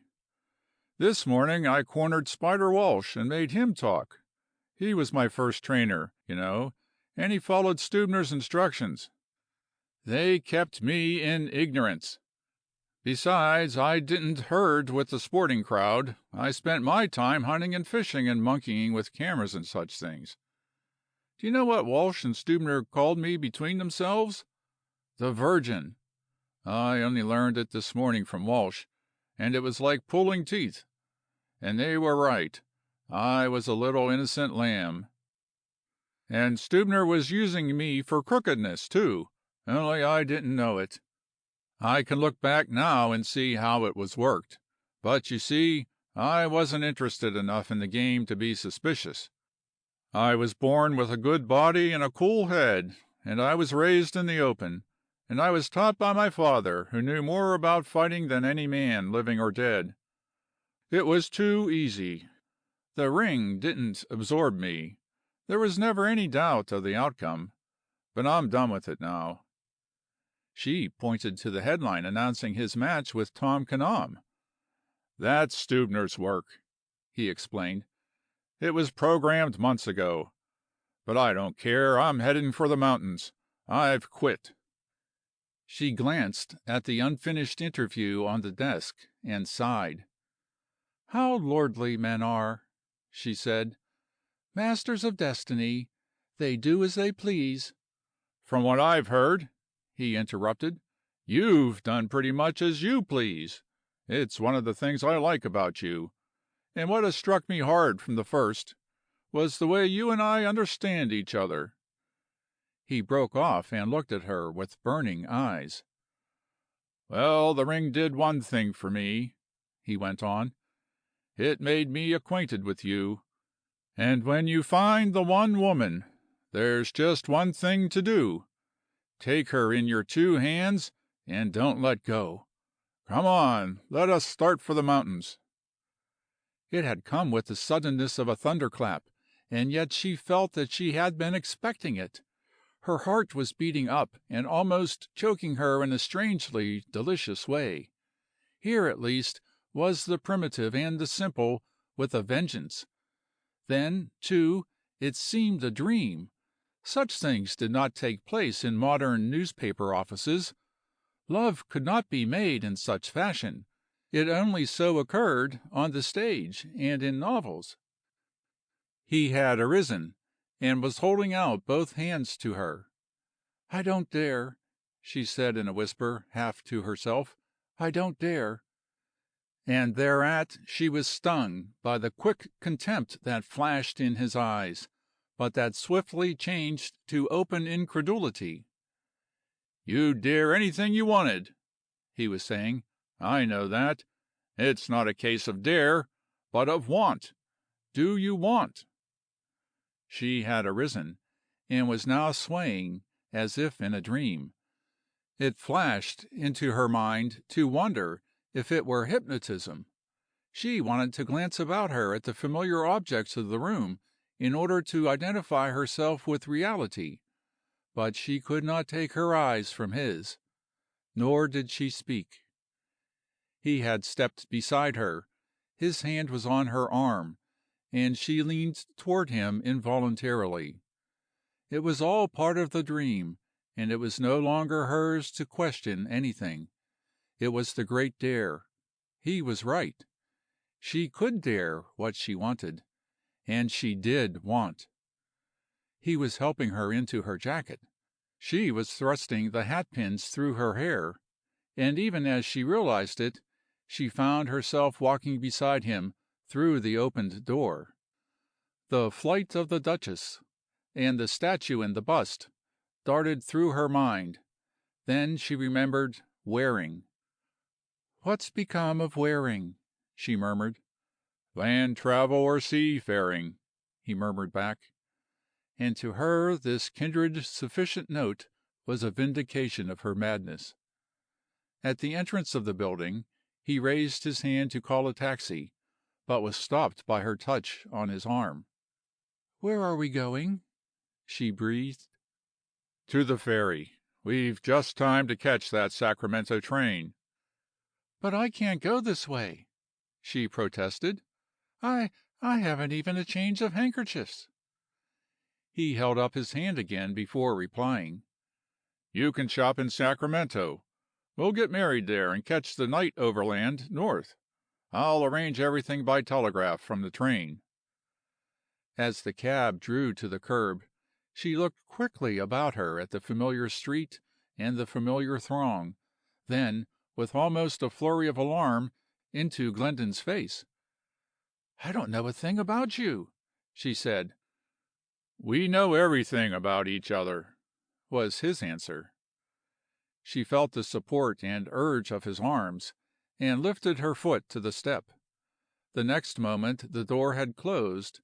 He was beside her, and the cab was heading down Market Street. He passed his arm around her, drew her close, and kissed her. When next she glimpsed his face, she was certain that it was dyed with a faint blush. I've heard there was an art in kissing," he stammered. "I don't know anything about it myself, but I'll learn. You see, you're the first woman I ever kissed." Chapter 9. Where a jagged peak of rock thrust above the vast virgin forest, reclined a man and a woman. Beneath them, on the edge of the trees, were tethered 2 horses. Behind each saddle were a pair of small saddlebags. The trees were monotonously huge. Towering hundreds of feet into the air, they ran from 8 to 10 and 12 feet in diameter. Many were much larger. All morning they had toiled up the divide through this unbroken forest, and this peak of rock had been the first spot where they could get out of the forest in order to see the forest. Beneath them and away, far as they could see, lay range upon range of haze-empurpled mountains. There was no end to these ranges. They rose, one behind another, to the dim, distant skyline, where they faded away with a vague promise of unending extension beyond. There were no clearings in the forest. North, south, east, and west, untouched, unbroken, it covered the land with its mighty growth. They lay, feasting their eyes on the sight, her hand clasped in one of his, for this was their honeymoon, and these were the redwoods of Mendocino. Across from Shasta they had come, with horses and saddlebags, and down through the wilds of the coast counties, and they had no plan except to continue until some other plan entered their heads. They were roughly dressed, she in travel-stained khaki, he in overalls and woolen shirt. The latter was open at the sunburned neck, and in his hugeness he seemed a fit dweller among the forest giants, while for her, as a dweller with him, there were no signs of aught else but happiness. "Well, big man," she said, propping herself up on an elbow to gaze at him, "it is more wonderful than you promised, and we are going through it together." "And there's a lot of the rest of the world we'll go through together," he answered, shifting his position so as to get her hand in both of his. "But not till we've finished with this," she urged. "I seem never to grow tired of the big woods, and of you." He slid effortlessly into a sitting posture and gathered her into his arms. "Oh, you lover!" she whispered. "And I had given up hope of finding such a one." "And I never hoped at all. I must just have known all the time that I was going to find you. Glad?" Her answer was a soft pressure where her hand rested on his neck, and for long minutes they looked out over the great woods and dreamed. "You remember I told you how I ran away from the red-haired schoolteacher? That was the first time I saw this country. I was on foot, but 40 or 50 miles a day was play for me. I was a regular Indian. I wasn't thinking about you then. Game was pretty scarce in the redwoods, but there was plenty of fine trout. That was when I camped on these rocks. I didn't dream that some day I'd be back with you. You!" "And be a champion of the ring, too," she suggested. "No, I didn't think about that at all. Dad had always told me that I was going to be, and I took it for granted. You see, he was very wise. He was a great man." "But he didn't see you leaving the ring." "I don't know. He was so careful in hiding its crookedness from me that I think he feared it. I've told you about the contract with Stubener. Dad put in that clause about crookedness. The first crooked thing my manager did was to break the contract." "And yet you are going to fight this Tom Cannom? Is it worth while?" He looked at her quickly. "Don't you want me to?" "Dear lover, I want you to do whatever you want."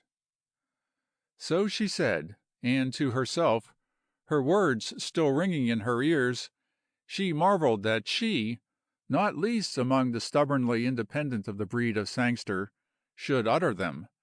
Yet she knew they were true, and she was glad. "It will be fun," he said. "But I don't understand all the gleeful details." "I haven't worked them out yet.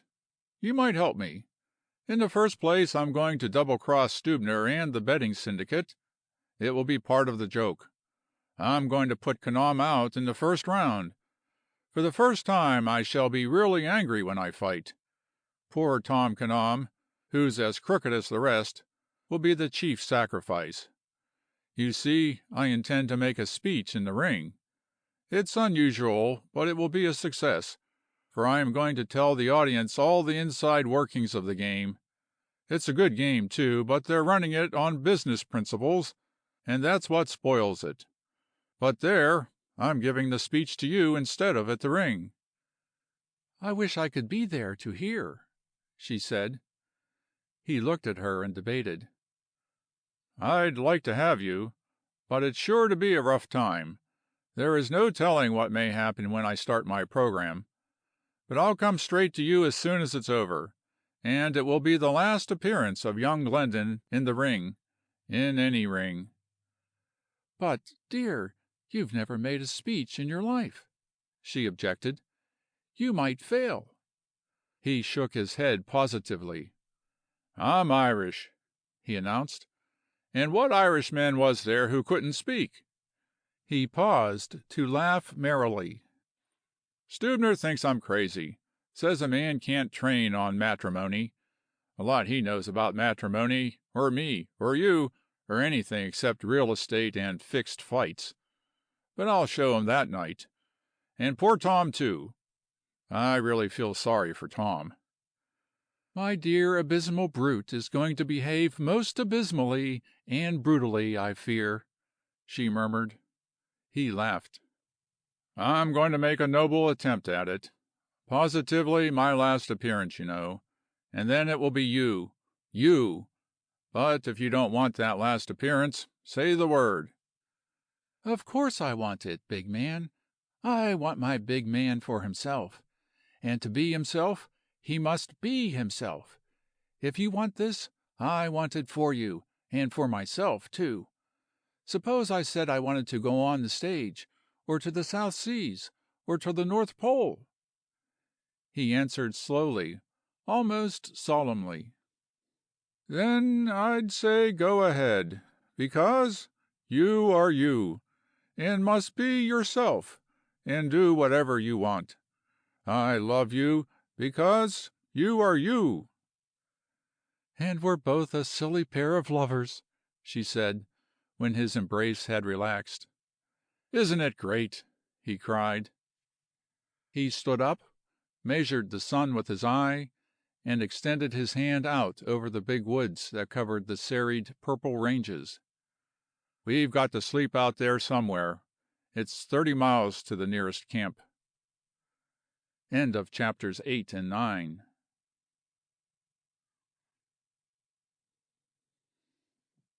Chapter 10. Who, of all the sports present, will ever forget the memorable night at the Golden Gate Arena, when young Glendon put Tom Canam to sleep, and an even greater one than Tom Canam, kept the audience on the ragged edge of riot for an hour, caused the subsequent graft investigation of the supervisors, and the indictments of the contractors and the building commissioners, and pretty generally disrupted the whole fight game? It was a complete surprise. Not even Stubener had the slightest apprehension of what was coming. It was true that his man had been insubordinate after the Nat Powers affair, and had run off and got married. But all that was over. Young Pat had done the expected, swallowed the inevitable crookedness of the ring, and come back into it again. The Golden Gate Arena was new. This was its first fight, and it was the biggest building of the kind San Francisco had ever erected. It seated 25,000, and every seat was occupied. Sports had traveled from all the world to be present, and they had paid $50 for their ringside seats. The cheapest seat in the house had sold for $5. The old familiar roar of applause went up when Billy Morgan, the veteran announcer, climbed through the ropes and bared his gray head. As he opened his mouth to speak, a heavy crash came from a near section where several tiers of low seats had collapsed. The crowd broke into loud laughter and shouted jocular regrets and advice to the victims, none of whom had been hurt. The crash of the seats and the hilarious uproar caused the captain of police in charge to look at one of his lieutenants and lift his brows in token that they would have their hands full and a lively night. One by one, welcomed by uproarious applause, 7 doughty old ring heroes climbed through the ropes to be introduced. They were all ex-heavyweight champions of the world. Billy Morgan accompanied each presentation to the audience with an appropriate phrase.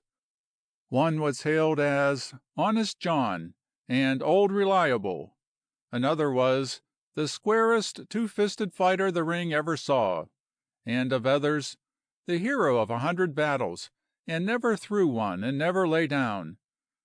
The gamest of the old guard, the only one who ever came back, the greatest warrior of them all, and the hardest nut in the ring to crack. All this took time. A speech was insisted on from each of them, and they mumbled and muttered in reply with proud blushes and awkward shamblings. The longest speech was from Old Reliable, and lasted nearly a minute. Then they had to be photographed. The ring filled up with celebrities, with champion wrestlers, famous conditioners, and veteran timekeepers and referees. Lightweights and middleweights swarmed. Everybody seemed to be challenging everybody. Nat Powers was there, demanding a return match from young Glendon, and so were all the other shining lights whom Glendon had snuffed out. Also, they all challenged Jim Hanford, who, in turn, had to make his statement, which was to the effect that he would accord the next fight to the winner of the one that was about to take place. The audience immediately proceeded to name the winner, half of it wildly crying Glendon, and the other half Powers. In the midst of the pandemonium, another tier of seats went down, and half a dozen rows were on between cheated ticket holders and the stewards, who had been reaping a fat harvest. The captain dispatched a message to headquarters for additional police details. The crowd was feeling good. When Kanam and Glendon made their ring entrances, the arena resembled a national political convention. Each was cheered for a solid 5 minutes. The ring was now cleared. Glendon sat in his corner, surrounded by his seconds. As usual, Stubener was at his back. Kanam was introduced first, and after he had scraped and ducked his head, he was compelled to respond to cries for a speech. He stammered and halted, but managed to grind out several ideas. "I'm proud to be here tonight," he said, and found space to capture another thought while the applause was thundering. I've fought square all my life. Nobody can deny that, and I'm going to do my best tonight. There were loud cries of, "That's right, Tom. We know that. Good boy, Tom. You're the boy to fetch the bacon home." Then came Glendon's turn. From him, likewise, a speech was demanded, though for principals to give speeches was an unprecedented thing in the prize ring. Billy Morgan held up his hand for silence, and in a clear, powerful voice, Glendon began. "Everybody has told you they were proud to be here tonight, he said. "I am not." The audience was startled, and he paused long enough to let it sink home. "I am not proud of my company. You wanted a speech? I'll give you a real one. This is my last fight. After tonight, I leave the ring for good. Why? I have already told you. I don't like my company. The prize ring is so crooked that no man engaged in it can hide behind a corkscrew. It is rotten to the core, from the little professional clubs right up to this affair tonight." The low rumble of astonishment that had been rising at this point burst into a roar. There were loud boos and hisses, and many began crying, "Go on with the fight! We want the fight! Why don't you fight?" Glendon, waiting, noted that the principal disturbers near the ring were promoters and managers and fighters. In vain did he strive to make himself heard. The audience was divided, half crying out, "Fight!" and the other half, "Speech! Speech!" 10 minutes of hopeless madness prevailed. Stubener, the referee, the owner of the arena, and the promoter of the fight, pleaded with Glendon to go on with the fight. When he refused, the referee declared that he would award the fight in forfeit to Canam if Glendon did not fight. "You can't do it," the latter retorted.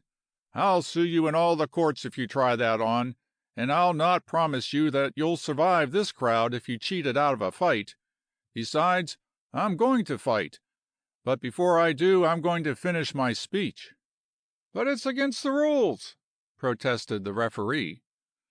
"It's nothing of the sort. There's not a word in the rules against ringside speeches. Every big fighter here tonight has made a speech." "Only a few words," shouted the promoter in Glendon's ear, "but you're giving a lecture." "There's nothing in the rules against lectures," Glendon answered. "And now you fellows get out of the ring or I'll throw you out." The promoter, apoplectic and struggling, was dropped over the ropes by his coat collar. He was a large man, but so easily had Glendon done it with one hand that the audience went wild with delight. The cries for a speech increased in volume. Stubener and the owner beat a wise retreat. Glendon held up his hand to be heard, whereupon those that shouted for the fight redoubled their efforts. 2 or 3 tiers of seats crashed down, and numbers who had thus lost their places added to the turmoil by making a concerted rush to squeeze in on the still intact seats, while those behind, blocked from sight of the ring, yelled and raved for them to sit down. Glendon walked to the ropes and spoke to the police captain. He was compelled to bend over and shout in his ear. "If I don't give this speech," he said, "this crowd will wreck the place. If they break loose you can never hold them, you know that. Now you've got to help. You keep the ring clear and I'll silence the crowd." He went back to the center of the ring and again held up his hands. "You want that speech?" he shouted in a tremendous voice. Hundreds near the ring heard him and cried, "Yes." "Then let every man who wants to hear shut up the noisemaker next to him." The advice was taken, so that when he repeated it, his voice penetrated farther. Again and again he shouted it, and slowly, zone by zone, the silence pressed outward from the ring, accompanied by a muffled undertone of smacks and thuds and scuffles, as the obstreperous were subdued by their neighbors. Almost had all confusion been smothered, when a tier of seats near the ring went down. This was greeted by fresh roars of laughter, which of itself died away, so that a lone voice, far back, was heard distinctly as it piped, "Go on, Glendon, we're with you." Glendon had the Celt's intuitive knowledge of the psychology of the crowd. He knew that what had been a vast, disorderly mob 5 minutes before was now tightly in hand, and for added effect he deliberately delayed. Yet the delay was just long enough, and not a second too long. For 30 seconds the silence was complete, and the effect produced was one of awe.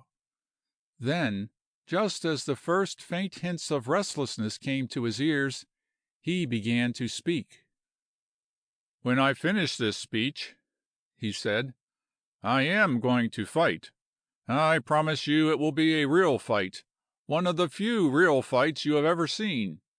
I am going to get my man in the shortest possible time. Billy Morgan, in making his final announcement, will tell you that it is to be a 45-round contest. Let me tell you that it will be nearer 45 seconds. When I was interrupted, I was telling you that the ring was rotten. It is, from top to bottom. It is run on business principles. And you all know what business principles are. Enough said. You are the suckers. Every last one of you that is not making anything out of it. Why are the seats falling down tonight? Graft. Like the fight game, they were built on business principles." He now held the audience stronger than ever, and knew it. "There are 3 men squeezed on 2 seats. I can see that everywhere. What does it mean? Graft. The stewards don't get any wages. They are supposed to graft. Business principles again. You pay.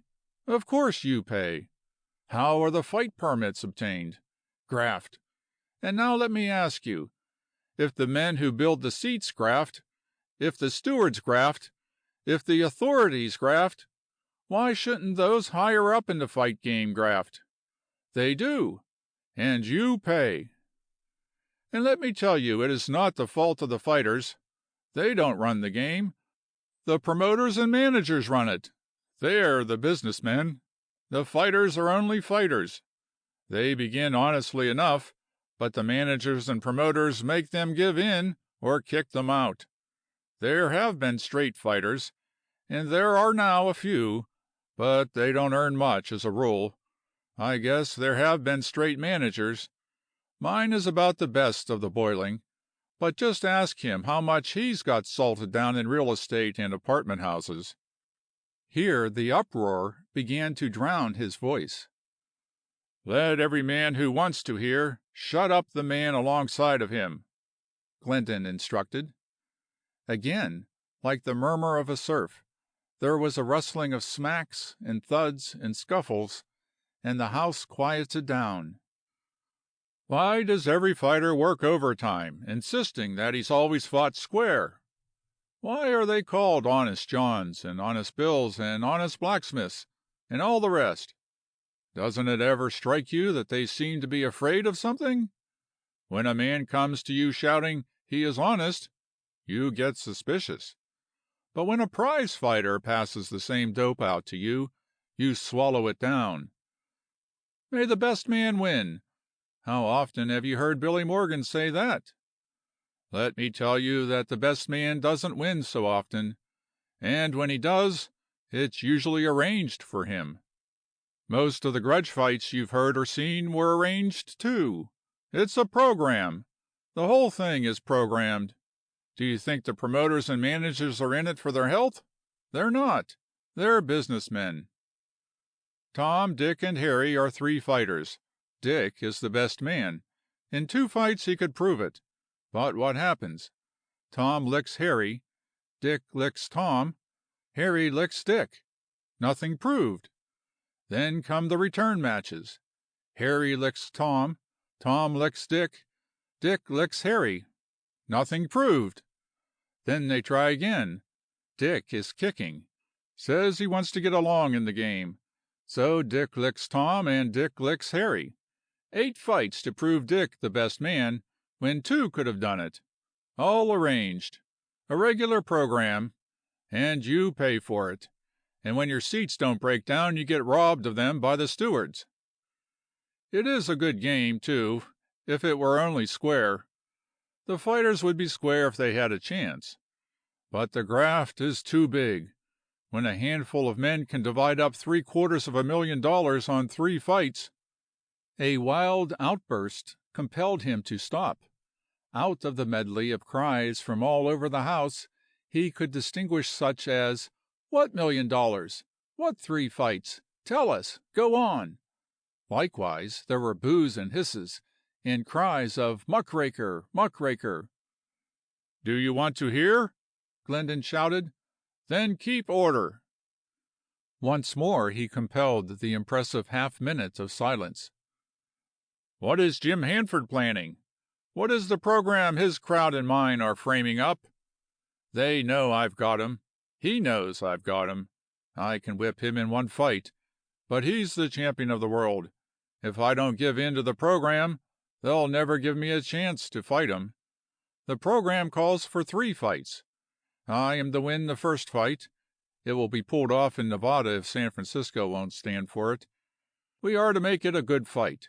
To make it good, each of us will put up a side bet of 20,000. It will be real money, but it won't be a real bet. Each gets his own slipped back to him. The same way with the purse. We'll divide it evenly, though the public division will be 35 and 65. The purse, the moving picture royalties, the advertisements, and all the rest of the drags won't be a cent less than 250,000. We'll divide it, and go to work on the return match. Hanford will win that, and we divide again. Then comes the third fight.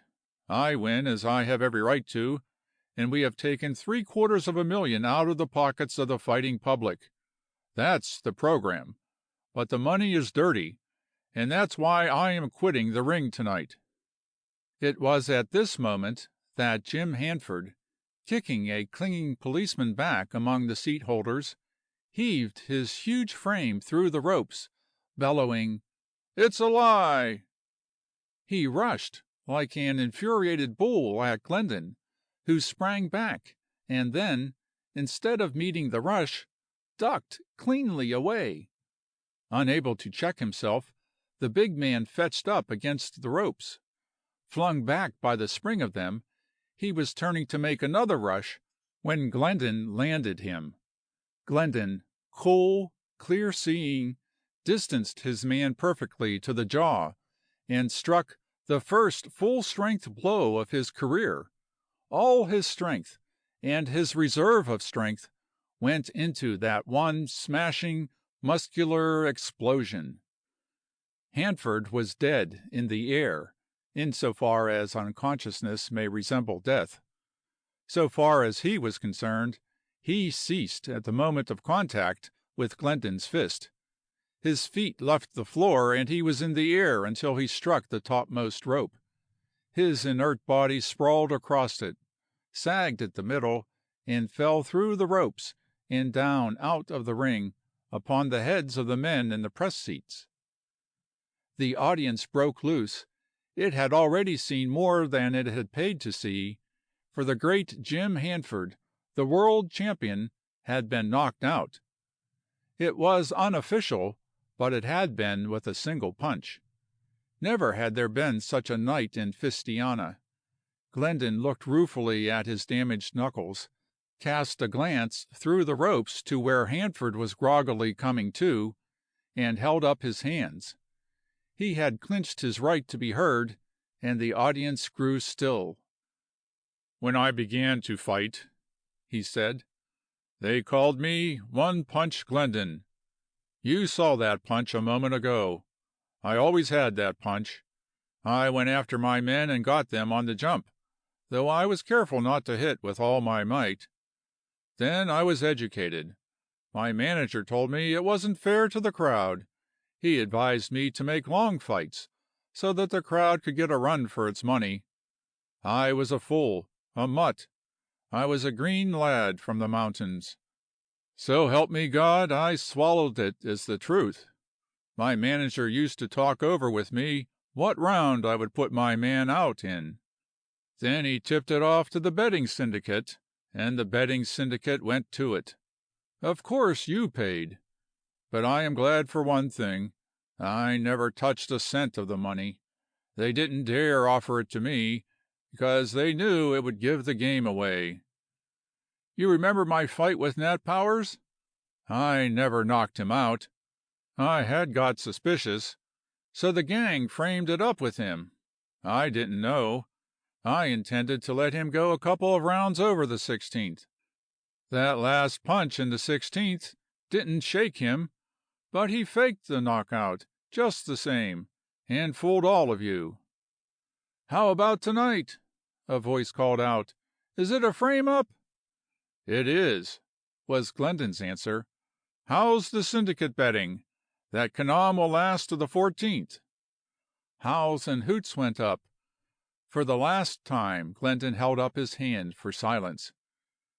I'm almost done now, but I want to tell you one thing. The syndicate gets landed tonight. This is to be a square fight. Tom Kanam won't last till the 14th round. He won't last the first round.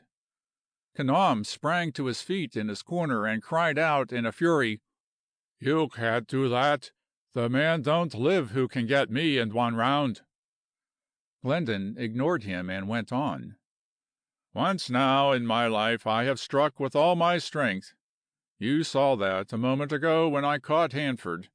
Tonight, for the second time, I am going to hit with all my strength. That is, if Kanam doesn't jump through the ropes right now and get away. And now I'm ready. He went to his corner and held out his hands for his gloves. In the opposite corner, Kanam raged, while his seconds tried vainly to calm him. At last, Billy Morgan managed to make the final announcement. This will be a 45-round contest, he shouted. Marquis of Queensberry rolls, and may the best man win. Let her go. The gong struck. The two men advanced. Glendon's right hand was extended for the customary shake, but Kanam, with an angry toss of the head, refused to take it. To the general surprise, he did not rush. Angry though he was, he fought carefully, his touched pride impelling him to bend every effort to last out the round. Several times he struck, but he struck cautiously, never relaxing his defense. Glendon hunted him about the ring, ever advancing with the remorseless tap-tap of his left foot. Yet he struck no blows, nor attempted to strike.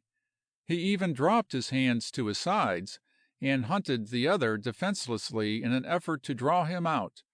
Kanam grinned defiantly, but declined to take advantage of the proffered opening. 2 minutes passed, and then a change came over Glendon. By every muscle, by every line of his face, he advertised that the moment had come for him to get his man. Acting it was, and it was well acted. He seemed to have become a thing of steel, as hard and pitiless as steel. The effect was apparent on Kanam, who redoubled his caution. Glendon quickly worked him into a corner, and herded and held him there. Still he struck no blow, nor attempted to strike, and the suspense on Kanam's part grew painful. In vain he tried to work out of the corner, while he could not summon resolution to rush upon his opponent in an attempt to gain the respite of a clinch. Then it came, a swift series of simple feints that were muscle flashes. Kanam was dazzled, so was the audience. No two of the onlookers could agree afterward as to what took place. Kanam ducked one feint, and at the same time threw up his face guard to meet another feint for his jaw. He also attempted to change position with his legs.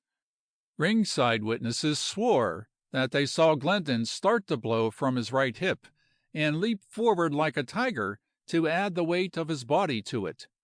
Be that as it may, the blow caught Kanam on the point of the chin at the moment of his shift of position, and, like Hanford, he was unconscious in the air before he struck the ropes and fell through on the heads of the reporters. Of what happened afterward that night in the Golden Gate Arena, columns in the newspapers were unable adequately to describe. The police kept the ring clear, but they could not save the arena. It was not a riot. It was an orgy. Not a seat was left standing. All over the great hall, by main strength, crowding and jostling to lay hands on beams and boards, the crowd uprooted and overturned. Prize fighters sought protection of the police, but there were not enough police to escort them out, and fighters, managers, and promoters were beaten and battered. Jim Hanford alone was spared. His jaw, prodigiously swollen, earned him this mercy. Outside, when finally driven from the building, the crowd fell upon a new $7,000 motor car belonging to a well-known fight promoter and reduced it to scrap iron and kindling wood. Glendon, unable to dress amid the wreckage of dressing rooms, gained his automobile, still in his ring costume and wrapped in a bathrobe, but failed to escape. By weight of numbers, the crowd caught and held his machine.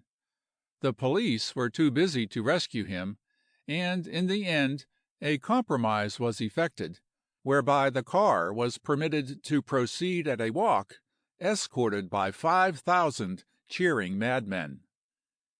It was midnight when this storm swept past Union Square and down upon the St. Francis. Cries for a speech went up, and though at the hotel entrance, Glendon was good-naturedly restrained from escaping. He even tried leaping out upon the heads of the enthusiasts, but his feet never touched the pavement. On heads and shoulders, clutched at and uplifted by every hand that could touch his body, he went back through the air to the machine. Then he gave his speech, and Maud Glendon, looking down from an upper window at her young Hercules towering on the seat of the automobile, knew, as she always knew, that he meant it when he repeated that he had fought his last fight and retired from the ring forever. End of chapter 10. End of The Abysmal Brute by Jack London.